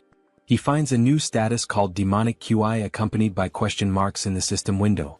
While calmly checking it, he is interrupted by someone's arrival. Riedrun and the commander enter the room, and the commander jokes, saying she knew Choi would wake up. Choi tries to get up to greet the commander, staggering. However, the commander says he doesn't need to strain himself in his current state as he can barely get on his knees. The commander then points out that she heard from Riadrun that Choi was practicing the use of demonic QI. Choi gets nervous when questioned why he didn't tell them about it. The commander approaches Choi, evaluating his condition, knowing that the goddess was the one who healed him, stating that it was worth having been revered as a saint. After all, she did a good job. Choi gets confused by the mention of the saint. The commander turns to Choi, conjuring dark energy from her mouth, saying that the demonic QI training isn't over yet. This time, she herself will give a special help. After all, as Choi himself said, he is a little ant that belongs to her. The commander strikes Choi on the neck with her magic like a snake, biting him and instantly putting him into shock. Riadrun tries to ask what's happening. The commander responds that it's nothing to worry about Choi, he will just need to rest a bit more. Choi watches them leaving for a meeting with the Demon King in his last conscious seconds. Days later at Bobo's house, the saint finishes another day of healing Choi's body. Abelson has been treating Choi since the day of the incident during training. After she finishes, Choi thanks her for always helping, and internally, he's grateful for the chance to see her every day. Abelson mentions there's no need for thanks, since it was Choi's willpower that helped stabilize the crisis. She also murmurs that thanks aren't necessary because he is her hope. Choi doesn't understand Abelson's murmur and asks her to repeat it. She ignores the request and says goodbye, saying she's done everything she had to for the day. Choi is left confused, thinking about other times the saint said things he couldn't understand, and how many strange things are happening in this world, leaving many questions. The only thing left for Choi is to wait for things to unfold. Later that night, Choi and Riadrun are together, with the hero receiving lessons on the theory of demonic chi manipulation. Riadrun, however, warns Choi not to overdo it. Choi says he's fine, as it's already been 3 days since he woke up and he'll be okay as long as he doesn't use that type of magic again. Riadrun then recalls that it's been exactly 3 days since the commander left. As Choi continues talking, Riadrun gets lost in his thoughts. He reflects that even though the meeting is an annual and recurring event, this particular year feels like there's something strange involved. Choi notices Riadrun is distracted and calls his attention, prompting an apology from him. Choi mentions that Riadrun has been very busy in recent days. He offers to help if necessary, as Riadrun has been handling command duties alone. Riadrun replies that everything is fine and the commander will return soon. Even if she was summoned earlier this time, it won't change much of the routine. He ends by telling Choi to focus on himself, and Choi accepts it as an order. Riadrun observes that Choi is getting stronger over time. He also notes that now that he has demonic chi, his strength should develop even more. Choi will only need to remain stable in his current state to achieve tremendous results. As he watches Choi, Riadrun senses an unusual movement. He quickly realizes its divine power and becomes alert. Standing up, he surprises Choi with his sudden change in behavior. He then explains that he sensed the presence of someone with divine power in the castle who isn't the saint. Before Choi can process it, Riadrun confirms it's an intruder. Riadrun then orders Choi to stay quiet while he goes to investigate the situation. The scene shifts to the castle's hallways, where 4 men in black cloaks are gathered. They discuss how entering the castle was relatively easy. One of the men comments that this ease came from the commander being away. Geffen, instead of responding, demands silence. He knows and warns that even without the commander, there's still an opponent they must be wary of. When Geffen mentions the name Red Nightmare, Riadrun appears in front of the group, demanding to know how they knew about Commander Hemis's absence. Realizing they're facing the one they feared, one of the men panics, confirming it is Red Nightmare, while Geffen tells the group not to lose composure as they assume battle positions. Geffen then assigns 2 of the men to go after Abelson, while the other stays with him to fight Riadrun. Realizing their goal is the saint, Riadrun becomes concerned because the room where she is confined is not far from their current location. Clenching his fists, he becomes frustrated, knowing that dealing with all 4 would be easy, but handling 2 while the other 2 escape is much more complicated. Suddenly, a voice echoes down the corridor. Choi appears, asking if everything is alright, anxious because Riadrun had left the room with such a serious expression. Riadrun scolds Choi, saying he was very clear when he ordered him to stay in the room. But internally he is grateful that Choi showed up. He then asks Choi to pay attention to a new command.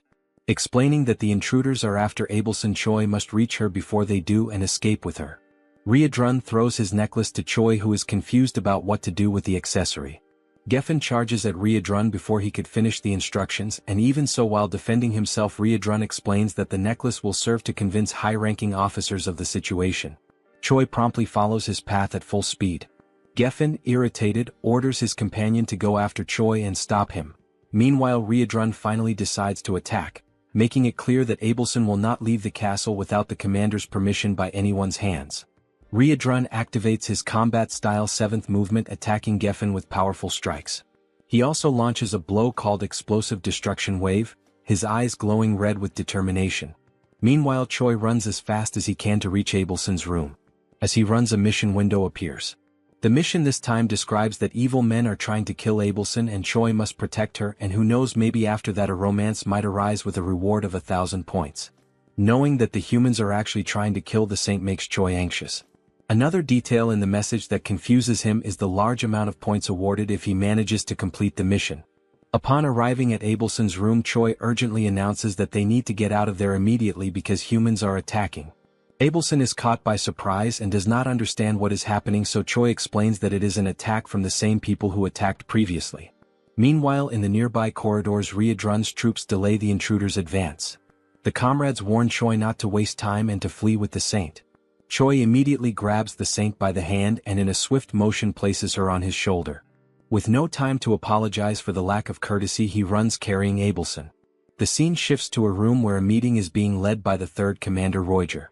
He comments on Doris's defeat by a low-level human with a tone of disappointment. The memory of the commander asking him to take care of correcting everything while she's away takes over, and Roger wonders why he was chosen for such a task.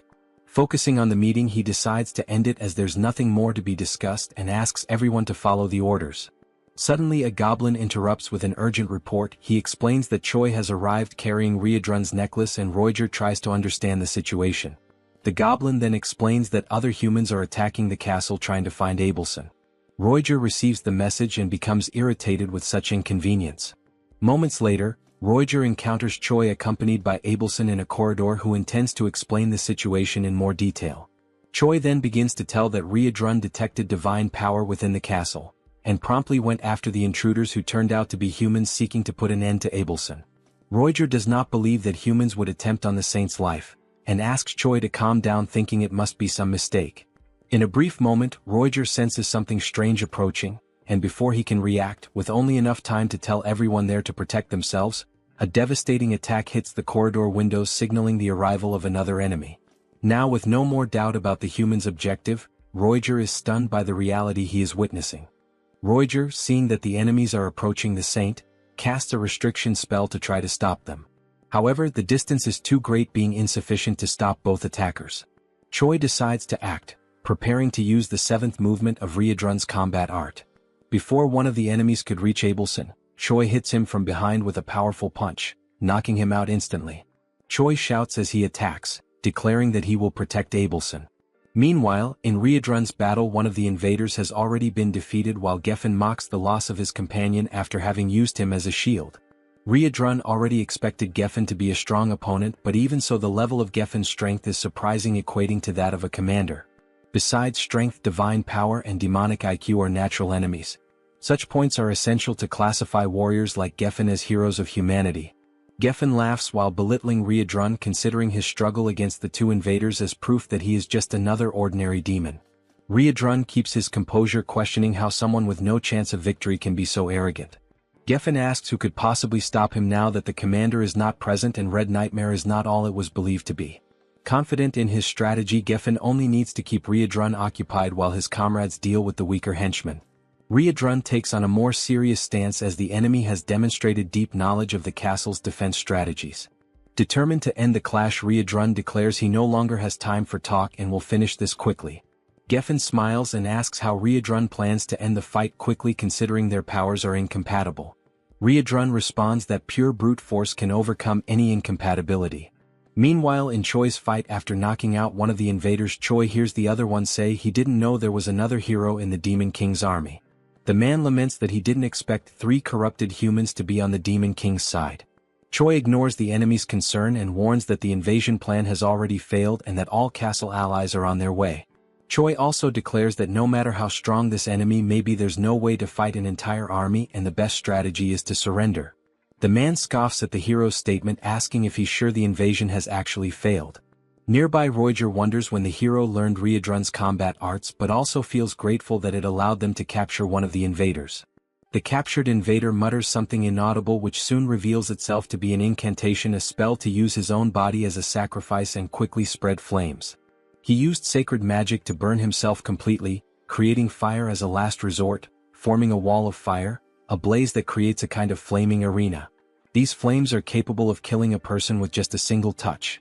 The man, now more confident, raises his sword while stating that not even the highest-ranking demons will be able to easily pass through the wall of fire, giving the hero the only option, which is to hand over Abelson. Choi is caught in distress, desperate, not understanding why the humans are interested in killing the saint. Choi desperately wants to know why they want to attack someone who is on their side. The man does not acknowledge Choi's statement, and when he tries to explain the obvious, Abelson decides to speak for herself. The divided empire abandoned God a long time ago. Choi is caught off guard by the information, and Abelson continues explaining that the only thing the empire needs is a puppet that obeys commands. For that it doesn't matter whether it is the real saint or not. Tired of the conversation, the man strikes his sword to the ground. He declares that he no longer wants to hear drama and will give the hero a 10-second head start. Choi finds himself under pressure, with no safe strategy to withstand a direct fight for long. The only thing that comes to mind is exactly the riskiest possible option.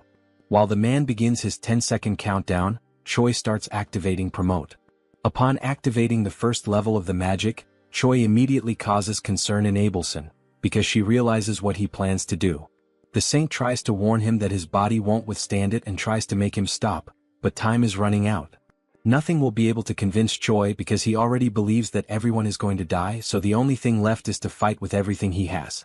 Pushing the technique to its limit, reaching full stage 2, Choi still hasn't given up on evolving Promote. He recalls Riedrun's instructions, who explained that Promote has 3 stages named Bloom, Full Bloom, and Falling Flowers. Each step taken increases the risk to the user, highlighting that Choi should never think of going that far. Although he must master the previous level before moving on to the next, reaching the 3rd level is too risky. But Choi saw no choice in the face of certain death. So he decides that if he manages to do it, this will be the only time. After 7 seconds, Choi finally reaches the peak. His heart feels like it's about to explode while his body screams for him to stop this madness. Rachel, desperate, cannot believe that even with the situation so dire, using Promote is the only solution. Choi, however, is completely focused, ignoring any contradiction. He has only one step left to take, which is to act. Because Promote has already reached level 3. With his body completely transformed, crimson eyes and dark aura, Choi asks Rachel to use her buff abilities. Time is up. The man is surprised to see a human using Promote, recognizing that Choi is not just anyone. Choi ignores the dialogue and announces the start of his offensive. He then dashes forward at high speed toward the man, who decides to defend against Choi's blows. He recognizes the level 3 of the ability, opting to defend because, being human, Choi will soon run out of stamina to keep attacking. Choi once again ignores the man's words, throwing even more punches against the sword. The enemy is confident that his victory will come simply by waiting, but Choi suddenly repels the sword with his fists, leaving the enemy disarmed and open to attacks. Before the invader could even react, Choi lands a precise, powerful punch right in the enemy's chest. The blow was enough to destabilize the man, who complains about the tricks Choi used. He watches as Choi prepares, astonished at a human who allowed himself to be corrupted by demon arts. Choi knows he's reaching the limit of what his body can endure from the technique, but he cannot fall, because he is the only barrier between the assassin and Abelson. Remembering that Promote, if pushed to the limit, can bring irreversible consequences, Choi finds a reason to go even further. There's a beautiful woman crying in front of him, and that is unacceptable. Dying for her to stop crying is undoubtedly a good deal. Now, with his body doomed to perish, Choi's only option is to move forward, surpassing all limits. There is no turning back.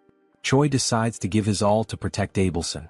The saint, witnessing Choi's unshakable will in his pursuit to neutralize the threat, reflects on the danger of using holy power on Choi, who is taken over by demonic chi. That would cause Choi's body to explode immediately. All that remains is for Abelson to pray for him. Choi, determined, advances toward the enemy, activating his combat arts.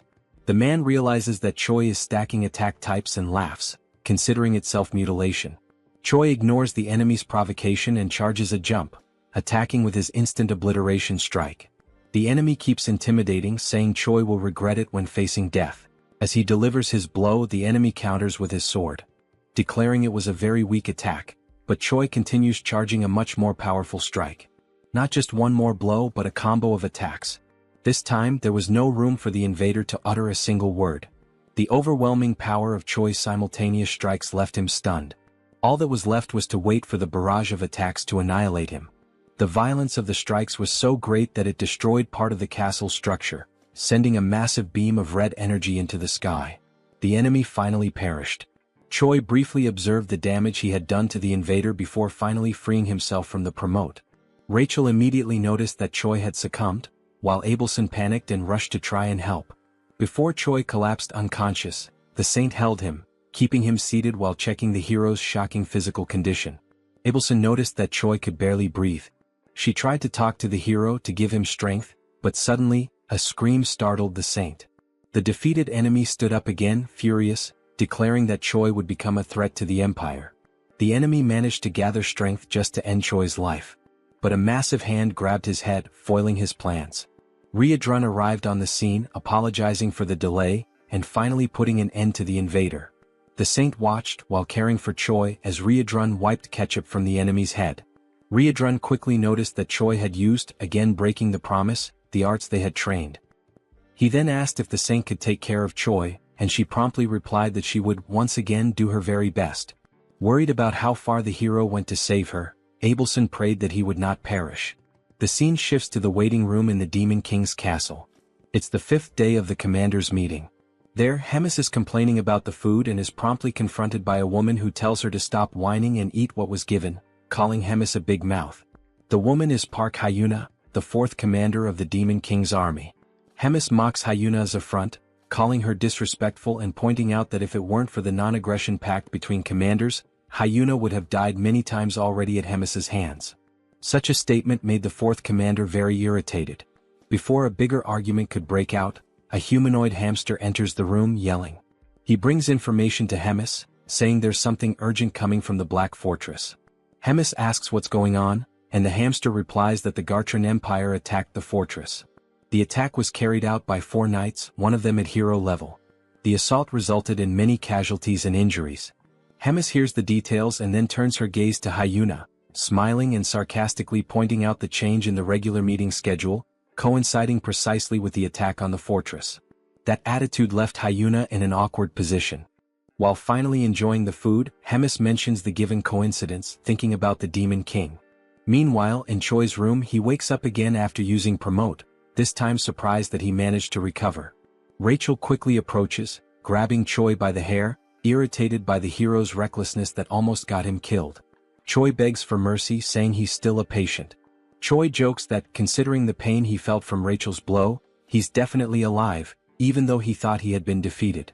Rachel then explains that he was indeed defeated because, even after using all the combined techniques and hitting the enemy directly, the villain still managed to remain standing in the end, while Choi was unconscious. But before the enemy could strike back, Riadrun arrived and ended the game. The cowhead guy saved everyone with just one blow. Choi listens to the explanation in awe. Rachel continues narrating the events, explaining that after the battle, Riadrun and Abelson took care of Choi, giving him the necessary treatment to recover.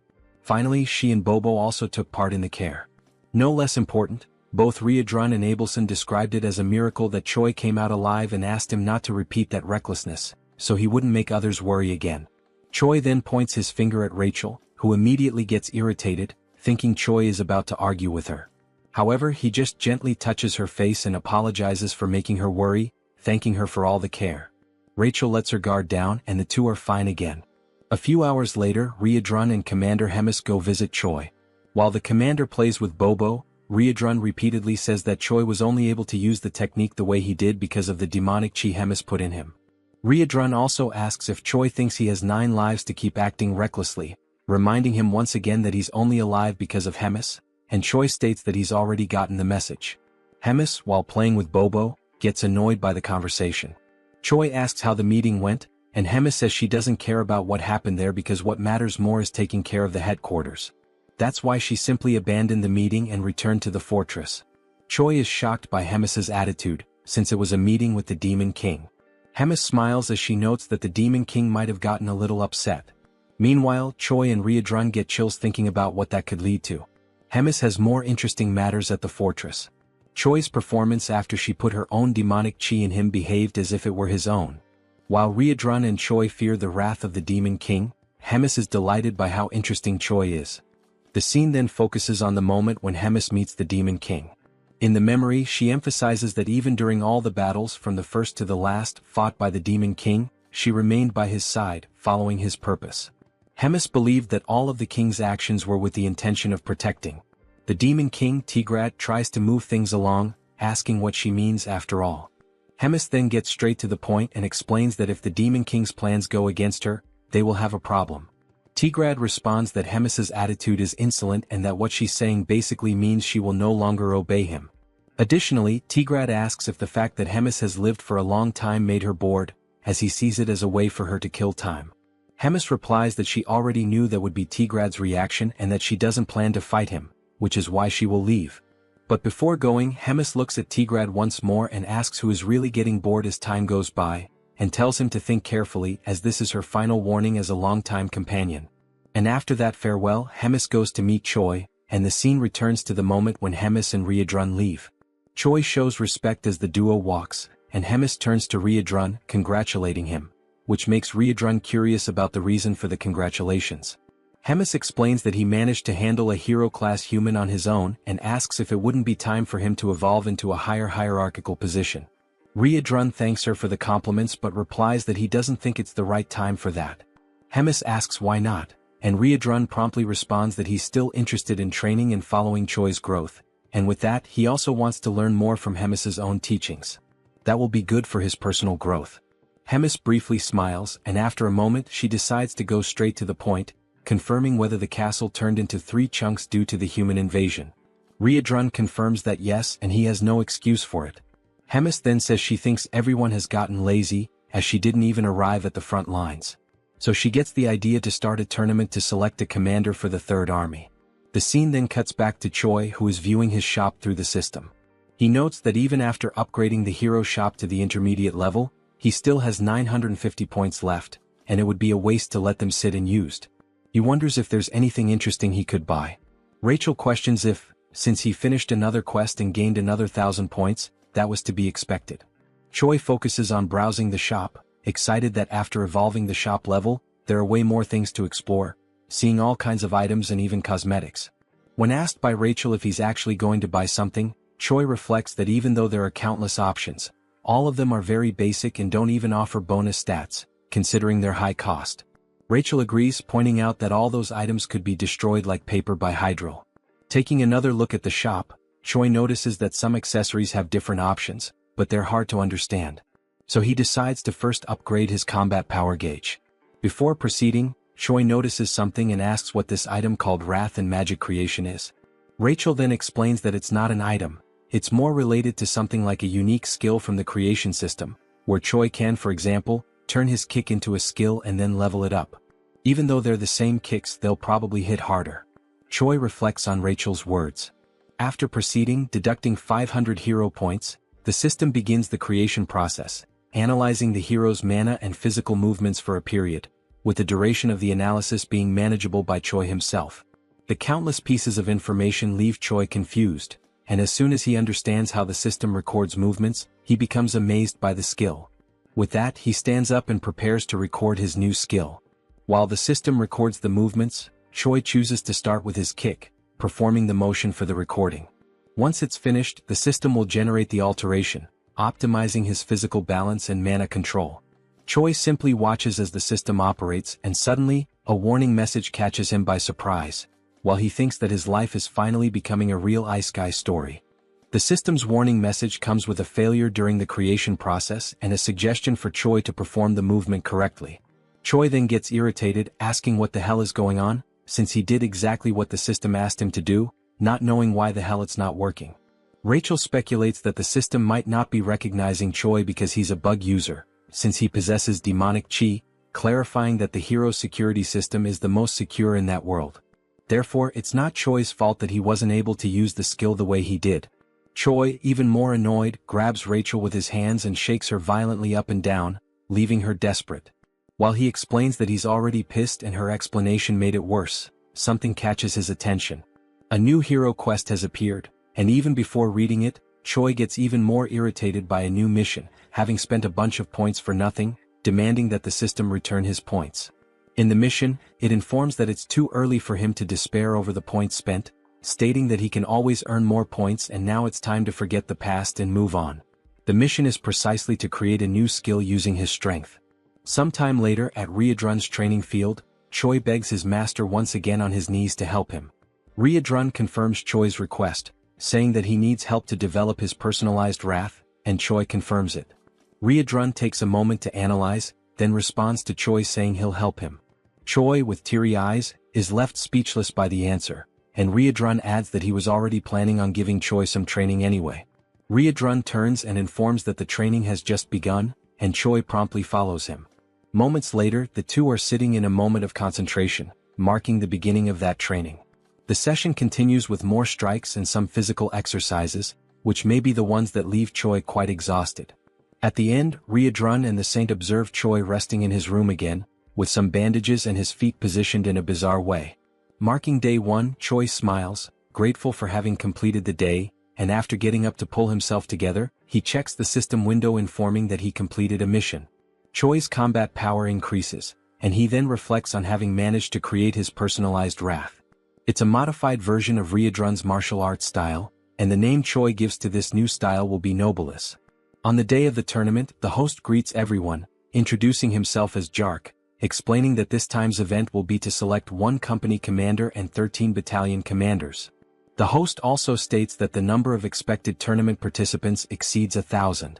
Focusing on the image of Remus and Hyuna, who are together in a room, the host explains that the tournament will consist of 3 matches in total and that all of them will follow a battle style different from the usual in previous tournaments.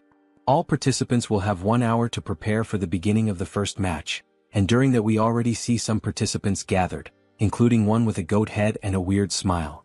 Right after that, we see Choi smiling as the host explains that a knife has been accidentally dropped, making a metaphor with the name of the first match, which is the Killer Run and will take place on the Outlaw of the Highway. The scene shifts to Choi, who is warming up as the 4th commander arrives and approaches him.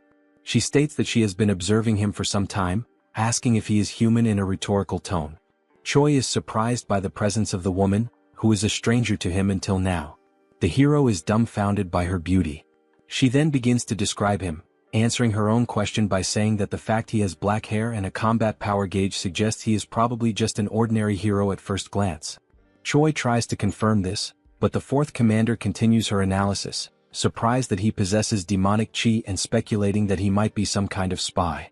Before the conversation could progress, Riedrun arrives at the scene, asking for permission and demanding that the woman step back, until he realizes she is the 4th commander. Riedrun then states that he has a request from Hemis to deliver to the commander of the cooking squad, and Hyuna is surprised that this guy is receiving an order directly from Hemis. Riedrun confirms it, and Hyuna then decides to step aside, complying with Riedrun's request. As she looks back, she reflects on how Riedrun is standing beside Choi not as prey, but as a commander. She then becomes excited, saying that what is to come might yield more results than she expected. Riedrun then speaks with Choi, explaining that sometimes she behaves inappropriately, but she is a squad commander, clarifying that she is also a hero just like Choi. He warns that she came to observe the tournament under the Demon King's orders, but Hemis used the word surveil, so it's best for Choi to keep his distance from her.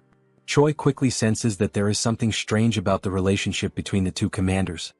He then tells Riedrun that he understands and asks what Hemis's request was for him.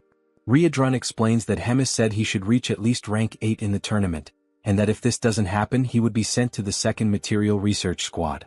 He also mentioned something about cost protection, which shocks Choi, who fears his fate.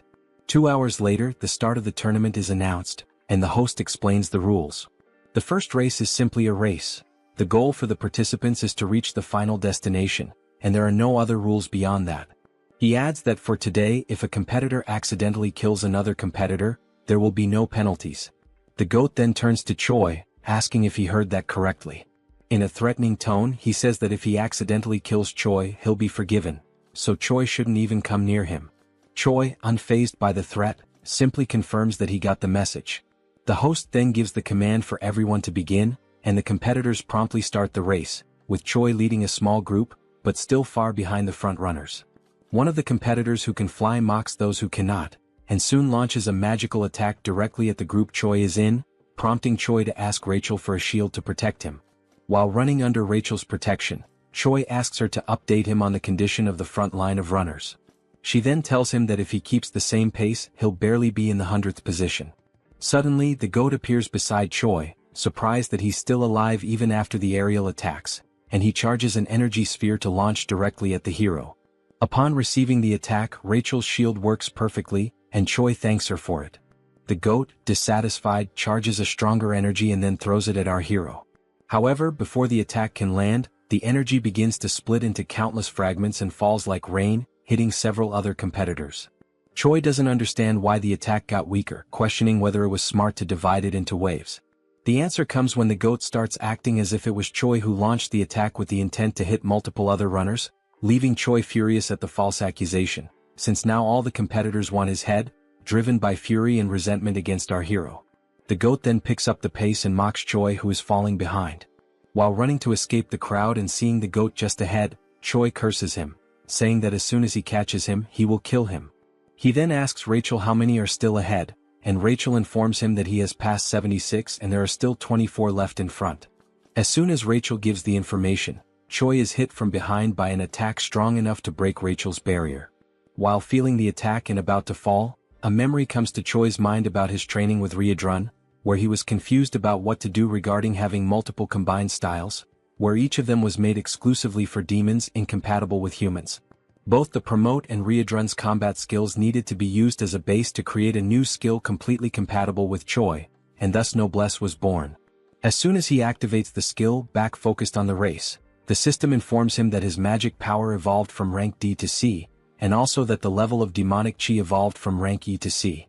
The Noblesse skill then appears in the system, explaining that it was created through the merging of the two forces, thus creating a unique combat style that emanates a purple aura of magical and demonic power, with a proficiency of 0.06%.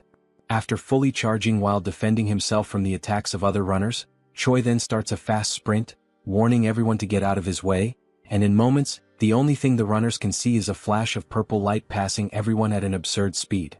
He quickly overtakes several competitors, but then the information appears that 95 runners have already reached the destination, leaving only 5 spots available for qualification. Determined, Choi accelerates even more, fast enough for Rachel to barely hold on to keep up. Suddenly, the goat looks back, noticing Choi's approach, surprised that he is already so close. As he approaches, Choi enjoys the situation, grateful for finding the goat right at the end of the race. He then activates Rachel's third combat form, charging an attack, getting even closer to the goat, and as soon as he reaches him, he hits him from behind, saying for the goat to accidentally die.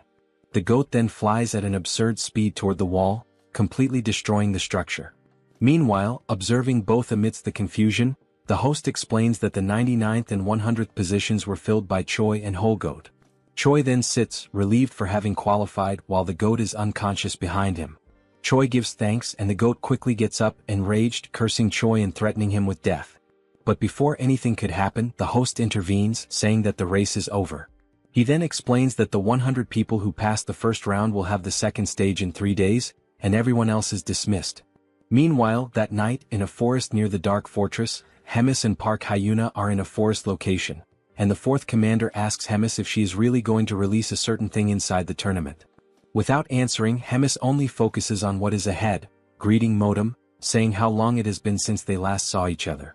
The creature, emanating a red aura, explains that indeed it has been a long time, exactly 97 years, 3 months and 11 days, and asks what can be done for Hemis. The creature is Modem, Hemis's familiar, with a strength of 198,532. Hemis then explains that what Modem needs to do is capture all the participants' flags. Modem confirms he understands, and then Hemis asks him not to be reckless with the task, because if there is a decent participant, Modem needs to go easy on him. Hyuna, hearing this, says that the big mouth is getting too soft. Hemis questions why she is being seen as soft by the fourth commander, and then asks if she knows why demons are losing to humans. Before receiving any kind of answer, Hemis justifies the question by answering it herself, saying that demons are fighting too fairly. They try to solve everything through brute force, and if they lose in strength they do not retreat, and in the end they end up dying. And this is accepted very simply. But unlike demons, if humans are at a disadvantage, they avoid the fight and manage to return later with schemes to unbalance the battlefield.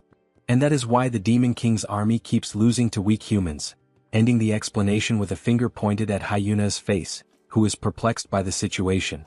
To break the tension of the moment, Hemis adds that the fourth commander needs to study a bit more, leaving Hyuna irritated by the provocation.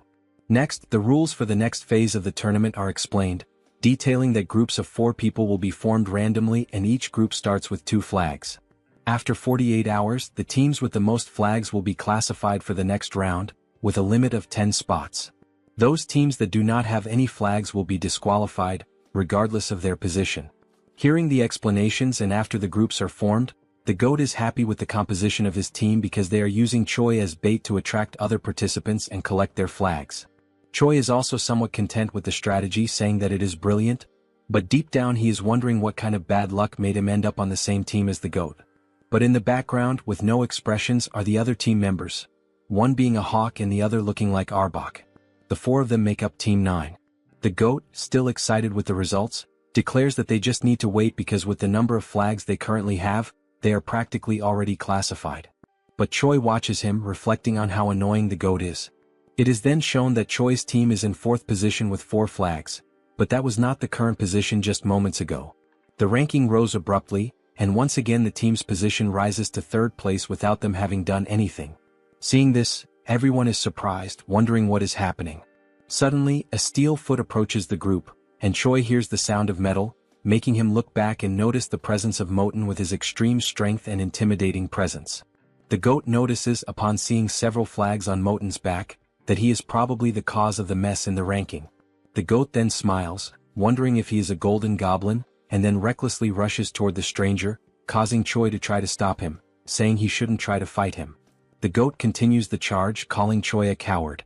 Concentrating an attack, the GOAT arrogantly declares that he is going to kill the tin monster and take his flags. With a simple movement, Moten knocks down the GOAT, and in the attack he is thrown against the hawk and against Arbok, losing the flag. While storing the newly collected flags, Moten is being watched by those who sent him. Hyuna questions if that was really necessary. Judging Moten's presence, they're useless since there is no way to win against him with only the skills of Choi's team. Hemis remains silent, just watching while the time for the end of the test runs out, and it is shown that Choi's team is now in position number 25. Later, with only 1 minute left until the end of the test, Choi already has a plan declared and asks everyone to move according to the signal, especially the GOAT head. They have just encountered Moten again, who, after the previous attack, had moved to collect other flags. And as soon as he notices their approach, Moten realizes they are going to try some kind of new primitive attack. Choi then orders the GOAT to attack, and he promptly begins channeling his magical energy, irritated by being commanded by a human.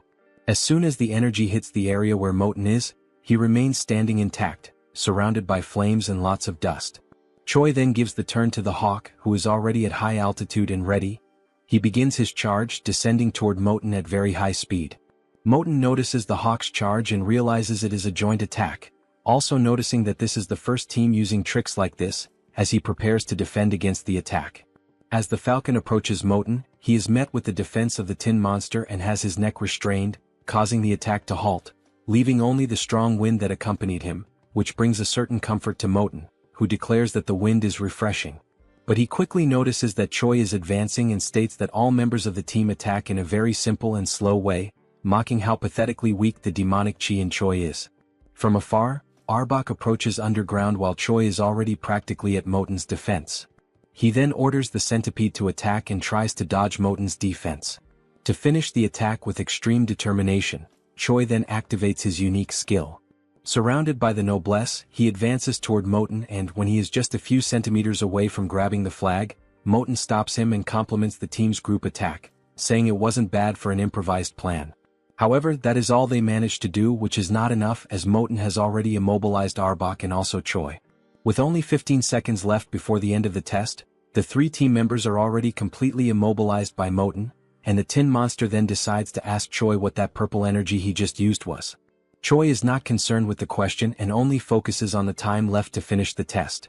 Desperate, he then declares to Moten that he will find out what the energy is the worst way possible. Grabbing the enemy's hand, Choi then activates his new skill, Chi Explosion. The purple energy then moves toward the enemy and in an instant Choi is already out of combat, but the strength of the attack was enough to destabilize Moten. As he falls to the ground and time runs out, with both participants drifting apart, in the final second Moten stabilizes and the match ends. Moten realizes how the ability worked, wondering if it was in fact a self-explosion, although it wasn't strong enough. Choi, hearing this, gets Moten's attention by calling him Tin Can and asks him to look back. On Moten's back is the goat holding a flag, causing confusion in his mind. Choi then mocks the situation, questioning if Moten really thought he would blow himself up without a plan, explaining that everything was orchestrated so that at the moment of the explosion, the goat would be ready to capture one of the flags. Choi then ends by saying it was a great displeasure to meet him, and the ranking is presented as Choi declares that he will never see the Tin Can again, flipping the middle finger at his enemy. The system then presents Choi's new ability, Chi Explosion, with a proficiency of 0.11%. Sometime after the end of the tournament's second round, the scene shifts to a quiet but significant conversation between Hemis and Moten. Hemis asks Moten for his thoughts on Choi. Calm and composed, Moten describes Choi as a rare human possessing a hybrid of demonic ki and mana, an unusual and unprecedented combination. He states that he has never witnessed anything quite like it before in all his years. Hemis, unfazed, replies that she was already aware of this unusual trait. She presses further, asking if Moten has anything else to offer. Moten adds that Choi is not only talented but exceptionally quick on his feet. He highlights Choi's sharp, instinctive decision-making, admitting that the young human surpasses many demons Moten has known, even those considered elite. Hearing this, Hemis quietly reflects on the implications. She begins to consider that the direction of the demon army may need to evolve. She muses that, should she choose to pursue her own path, the future could unfold in unexpected, and possibly thrilling ways. The narrative then transitions to the divine empire of Gartrum, where the atmosphere is somber. The Pope mourns the loss of Geffen, a hero-level figure who perished during a mission, a warrior of great promise taken out in a vile and humiliating manner. The mood in the room is tense, laced with both grief and strategy. In the same chamber, a man seated nearby asks what will be done about Abelson.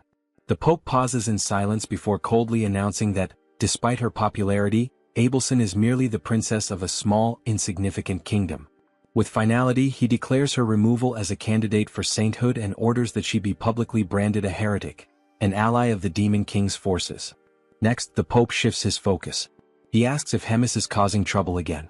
The man replies that she has begun restructuring the military command, planning to select new officers through a skill-based tournament. The Pope, ever calculating, inquires if there's any way to sabotage these plans. The man, now revealed to be Elrond, explains that he attempted to contact the Demon King for assistance, but was met with clear resistance. It seems that interfering with Hemis's efforts could risk provoking the Demon King himself. The Pope suggests sending a hero to disrupt the structure directly, proposing Kinley as a potential candidate. Elrond hesitates, reminding him that Huna, now branded a traitor, is currently stationed at the Black Fortress. With her presence, it would be nearly impossible for Kinley to face both powerful women at once. The Pope, ever perceptive, deduces that Huna's position at the fortress may suggest the Demon King is not entirely aligned with Hemis. Elrond momentarily considers canceling the sabotage plan, but the Pope raises a hand to interrupt. He asserts that the empires of Gartrum and Drasen have always thrived by embracing conflict. Their power comes from waging holy war against the evil of the demons. He continues, explaining that evil must exist so the light of righteousness can shine brighter. That light, in turn, fuels the faith of the common people, faith that strengthens the empire itself. For this reason, the war must continue regardless of the shifting tides. One of their strategies, the Pope reveals, has been feigning cooperation with the Demon King to subtly control the war's direction. However, if demons continue to evolve at this pace, they may soon grow beyond the Empire's control. He then instructs Elrond to verify whether their embedded spy has reported the next tournament's location. Elrond checks his notes and opens a map, revealing that the next match will take place in Inamazet, a remote, forested region notorious for its dangerous beasts. They both note the area's distance from the Black Fortress, interpreting the choice of location as divine will. The Pope gives his final command: summon the heroes and use this next opportunity to measure their strength. As plans unfold in the Empire, the story cuts back to Choi, now in his quarters. He sits calmly, amused by the chaotic state of his system after merging demonic ki with mana. The intricacy of energy manipulation has grown considerably. Rachel, watching him with a mix of awe and curiosity, quietly reflects that not long ago, Choi had only one ability, a skill he mastered thanks to Hydrun's relentless training. Choi focuses on the fact that Hydrun's combat style variations have now been officially registered in his skill window, with both Noblesse and Magic Explosion recorded as distinct entries. This brings the total number of unique skills in Choi's panel to 5, a significant milestone. Rachel, observing the update, asks if his leadership ranking has increased as well, noting that the new effects added to his abilities are extremely useful. She remarks on how rapidly he's advancing through the executive path within the Demon King's army, clearly impressed. While browsing through his system, Choi wonders aloud if there might be any items available that could further boost his stats.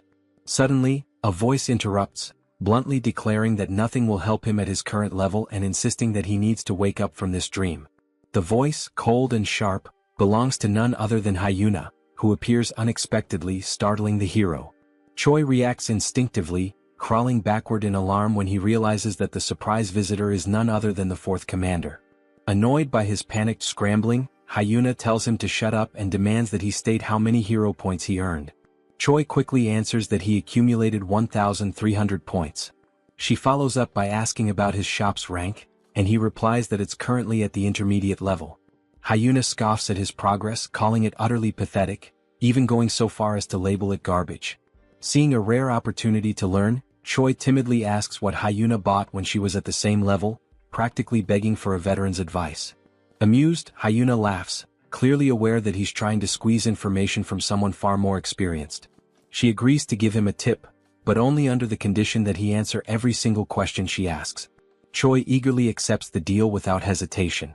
Hyuna then advises him that, since he already has an aura, the next step is to upgrade his shop level and purchase a dimensional pocket, a valuable inventory-like item that offers excellent utility for its cost. Choi ponders the usefulness of such an item and wonders if it will show up in the next round of shop offerings. Hyuna confirms with a nod but immediately shifts gears, announcing it's now her turn to ask questions. Her first, is Choi really a hero? He responds vaguely that, somehow yes he is. Her second, why on earth is he serving in the demon army? Again he answers that he somehow ended up there. Her third question, how can he use both demonic ki and mana simultaneously? Choi gives the same kind of answer, it just happened. Frustrated by the lack of clarity, Hyuna sarcastically sums up his story. He's somehow a hero who somehow ended up in the demon army, and somehow can use both demonic ki and mana. Choi simply nods in full agreement. Furious at his nonchalant attitude, Hyuna delivers a brutal kick to his face, launching him across the room. Dazed and annoyed, Choi retorts that Hyuna herself is also part of the demon army. The scene then shifts to some time later, with Choi lying face down and submissive, pinned under Hyuna's legs as she casually rests on top of him. When she calls out, he responds instantly. Hyuna asks if he wants to transfer to the Fourth Army and become her direct subordinate, offering to train him personally. Choi, still in pain, politely declines, thanking her nonetheless. Her mood sours again and she increases the pressure on his back, making him groan. As he struggles, she demands to know why he insists on staying. Choi, gasping through the pain, replies that his main reason is simple. If he tries to leave, Hemis might actually kill him. Hyuna then asks what Choi's next point is, whether he has any goal beyond simply staying alive to avoid being killed by Hemis. Choi, without hesitation, replies that his next grand ambition is to marry a rich blonde noblewoman and become the proud father of 5 children. The absurd honesty and randomness of the statement catches Hyuna completely off guard. She freezes for a moment before abruptly getting off of him, visibly shaken by what she just heard. With a dismissive wave, she mutters that it would be better for them both to forget the entire conversation ever happened. Trying to compose herself, Hyuna then tells Choi that he's free to pursue whatever strange dream he wants and admits, albeit begrudgingly, that he's probably right about one thing. Hemis would never let him walk away so easily. With those words, she turns to leave, tossing over her shoulder that he should take the time to rest while he still can. As her footsteps fade into the distance, Choi lies there in silence, staring up at the ceiling and reflects inwardly. He acknowledges that beyond his fear of Hemis or his ridiculous personal goals, there's another reason he chooses to stay. His growth, as a person, a fighter, and perhaps even as a hero, is inseparably tied to this unpredictable, chaotic life within the Demon King's army. And to his own surprise, that thought doesn't scare him. In fact, it makes him genuinely happy. Sometime later, the day of the third round of the tournament finally arrives. The mood in the air is tense with anticipation. Choi begins his preparations with focused determination, checking over his gear and gathering what little he needs. Before heading out, with a smile, he asks Bobo to guard the house while they're gone and promises confidently that he'll return victorious, carrying the first place prize. Bobo barks once, tail wagging as if offering his blessing. As Choi and Rachel prepare to leave, Rachel brings up the route to animosity, asking if they plan to pass through Lee Dongjin before arriving at the arena. Choi confirms with a nod, double-checking the map one last time. With everything set, the two step through the door, the energy between them buzzing with excitement. Their hearts are set on victory, their minds sharp and ready. With unwavering resolve, they march forward, determined to bring home the top prize and carve their names into the next chapter of the tournament's history.